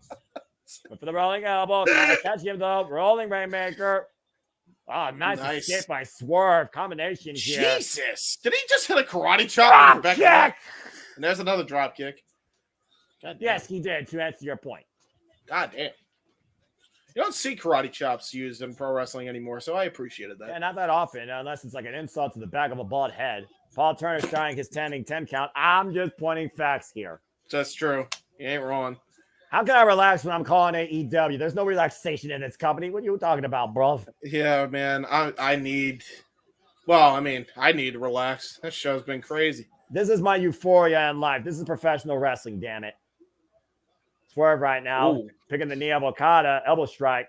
Catching the other leg, though. Slips out from underneath. Oh! Backbreaker. Transitioning now. Looking to hook him up. Whoa, man! Nice power slam out of the power bomb attempt. And we saw him use that little Ospreay though back at the last pay Forbidden Door, and once again back to the top rope. Swerve stomp. Okada though getting out of the way, and once again Okada catching Swerve. Tombstone pile driver. Mongo spike like, and he might be looking. He's got wrist control. Wait a minute. Swerve stomp. That was great. Just drop the Rainmaker. That was a great counter, and he might be looking for a house. Fuck me! I knew this was going to happen. You know the thing. We're now going to come out as Okada getting his first loss in AEW. Go away. Go away. Go away. Wait a minute. Look at this. Yay! Ebony Boaz and Max Caster who said they'll stand by Mark Briscoe inside blood and guts. Here comes Jack Perry. Shit. The numbers game once again in favor of the elites. No, boo! Here comes Mark Briscoe. The Big World Champion. And the first man to declare himself as part of Team AEW outside for Strickland. The 2 world champions of the respective Tony Converse. And of course, Mark Briscoe is here to fight. Mark Briscoe knows how to bleed and endure wars, ladders and steel included. Irish whip here by Jack Perry and Mark Briscoe. That's their name. Whoa, man! Yeah! Briscoe ducked the lariat and took out the Bucks on the outside. Yay! Jack Perry did it! Boo! Yay! House call by Swerve! And the AEW World Champion stands tall in the end. Next week, blood and guts all here. Here comes some cowboy shit. Whoa. Damn it. But now that we've got 5-on-4, we might get our 5th for Team AEW. Again, remember though, the intention of Heyman and Page, he said he will do anything to burn what Swerve Strickland has built down to the ground. Okada picking the ankle. And Team AEW is outnumbered right now. To your point, though, who the hell else can Team AEW get at this point? Well, we're about to find out, but security needs to regain control here. Security is now rushing out finally. Yeah, it's, get more staff. Get the locker room out here. Jarrett's gonna be the fifth guy. I'm pretty sure it has to be. I mean, this is anarchy. This is what this is. This is bedlam. All hell's gonna break loose. The match officially known next week. Teammate. Oh shit. Darby Oh Allin. shit! The man that lit Jeff Perry on fire at Double or Nothing. Anticlimactic. Can we have him light Paige on fire and just have a big burning pile of cowboy shit? Wait, where is he? Where is he? What the? Where the fuck is he? Hello? Is he going to descend from the rafters like Steen? I think he is. We caught him the next icon. Oh shit! Yeah, there he He's is. descending from the rafters like Steen. Oh shit! Darby Allin's in the building, descending from the sky. And there's the fifth man. Oh no! Well, if you're not going to get a fifth man involved in a match where you truly can destroy your body, why not a human cadaver? Well, anticlimactic. Darby in the sky attack. Darby Allin, Mark Briscoe, The Acclaim, and Swerve Strickland take on the Elite next week in Blood and Guts. As all hell is broken loose out here at the conclusion of Dynamite 250. God damn. Okay. It's just a full-on Donnybrook. I mean, I wouldn't expect anything less. This is Blood and Guts we're talking about here. And I think the least of your worries is going to be thumbtacks. People are going to get hurt next week so bad with all these guys in this. Oh, my God. I approve of it. Not always. I like violence. Minoru Suzuki looking to kill a learning tree, and the Elite might die at the hands of Team AEW. Can Swerve Strickland do what Bryan Danielson wasn't able to do ahead of facing the American Dragon and giving his final count at Wembley Stadium? As AEW goes off the air, happy 250, folks. For the regular wrestling, JJ Williams, for Jeff Motherfucking Meacham, for James Keeper, I'm Seminole Foster. Featuring in our coverage of AEW Dynamite 250. Holy shit, what a show. This motherfucker got hit by a bus before his last match. Yep. And then they put him in War Games? What are you crazy for? Darby Allin crazy. That boy crazy. That boy crazy. Well, apparently so are we, JJ and Noah and James, crazy ourselves. And I say that because thanks to the scheduling of the various wrestling companies around the world, this is what we got coming up. We've got a grand total of 4 days off, or we'll go up to SummerSlam. We have 3 days off. So there you go. Oh boy. Impact tomorrow, of course, along with Simply Predicting for Slammiversary. Slammiversary on Saturday, and then we rest. On the 7th day, we shall rest. As we should. Hopefully. You know, I mean, I'm just throwing it out there. All right. So Impact tomorrow, of course, 8 Eastern, 5 Pacific, across the multiverse. I got to get the logo on there. It's just not running. Simply Predicting with everybody in this room, I believe. James, will you be here tomorrow for Simply Predicting? I can try to be there, yes. Okay. I mean, and then we've got Slammiversary itself, of course, coming up on Saturday, 6 p.m. Eastern, 3 Pacific, followed, of course, by Open Mic Night. JJ, with your permission, are you if you're not on the schedule at work for Saturday, I'd rather start Open Mic Night as soon as Slammiversary is over. I figured that's what we were going to do anyways. That's what we usually do. We just immediately transition. Yeah, we usually go straight from pay-per-views to Open Mic Night. Well, I was figuring if they go more than 3 hours, obviously we would start. But if it went less than 3, we'd have a little bit of a break. But that's cool. I'm good with that. Yeah. Meetings, of course, on Monday, as I do. Stat Boy Sports Bar is scheduled, and I say scheduled, to return Tuesday, 7 Eastern, 4 Pacific, which will be followed by another round of NXT coverage across the multiverse of media. That'll be at 8 p.m. 7:30 Eastern, 4:30 Pacific. I'll do your preview hype, you know. And then we just go into all the days. AEW Blood and Guts! Death Before Dishonor, UFC 304 with Walter, Josh Barnett's Bloodsport 11, thanks to GCW. There's just something predicting for Death Before Dishonor in there. Yep. It just, like I said, we are never ever going to sleep again, and it's okay. It is what it is, kids. There'll be sleep. We'll figure out ways to sleep. If they could sleep on planes during travel days, we could sleep in between shows or ahead of show coverage. It's very simple. I'll just make sure I take naps during Mercedes Moné matches. Jesus. JJ, I love you. Never change, man. Know that I always admire you. And I'm always going to bash you whenever we talk about Aubrey Edwards. Maybe we never stop conflicting with each other. Well, I mean, if Aubrey would if she actually would stop screwing, if she would stop screwing Jeff Jarrett, I would stop giving her shit. Why don't you stop it? She did not screw Jeff. No, we are not going in that tonight. Go ahead, Jeff. Jeff Jarrett is Karen's job, okay? Seriously. For real. Ooh, spicy. Okay, spicy. We're trying to keep. I said content on a Wednesday. How you doing? How you doing? How you doing? This is something that you can't teach. I'm just saying. Anyway, continue, Jeff. What you say? Oh my gosh. I was giggling too hard to pay attention to that. Let's move on. Continue shilling. Well, no, I mean that's it. We're good. Just all the shills. No, there's never ever a lack of wrestling, and I'm here for it. Yes. Yeah, we found out exactly during the Greg Cherry show. It's like we talk about anything else and we just get heated, because especially with what's going on in the political world. But man, we get into wrestling, shit, everything gravy, baby. Yeah, damn fucking right. I love it. So, are we talking brown gravy or country gravy? Depends what company we're calling. Like tomorrow, we're calling TNA, covering TNA, so it could be country gravy since they originated in Alabama. That's true. Alabama. There you go. What? I totally ripped that off from one of the Conrad shows. I don't know which, but he's from Alabama, so I'm just going to run with it. Alabama. Alabama ding dong. JJ, Walla Walla Bing Bang. Walla Walla Bing Bang. Walla Walla Washington. We're going to keep segueing. We're going to fuck off the air. We're just going to be segueing all night. All you got to do is push the damn button. I don't want to push the button. I'm enjoying the conversation. No. But yeah, what conversation?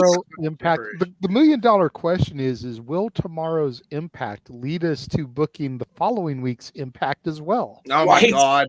I mean, at this point, fuck it. At this point, if the multiverse wants it, I'm the voice of the people, right? I mean, they call for NXT if they want TNA, and TNA actually doesn't give us something to really sink our teeth into, considering it's the fallout of one of the biggest pay-per-views, which kind of sounds like incontinence itself.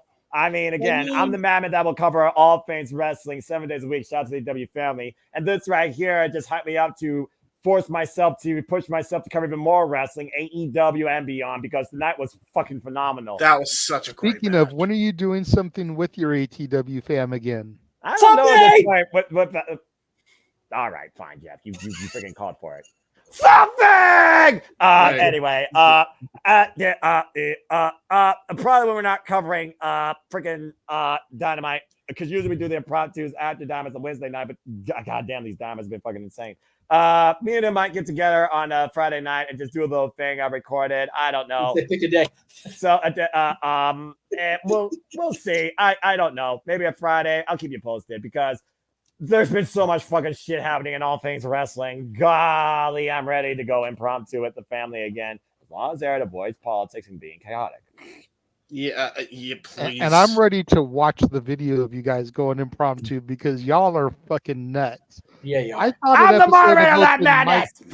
I thought an episode of Open Mic Night was crazy and chaotic, and then I popped in for an episode of the impromptu and dealt with Eric. Eric is welcome to my world.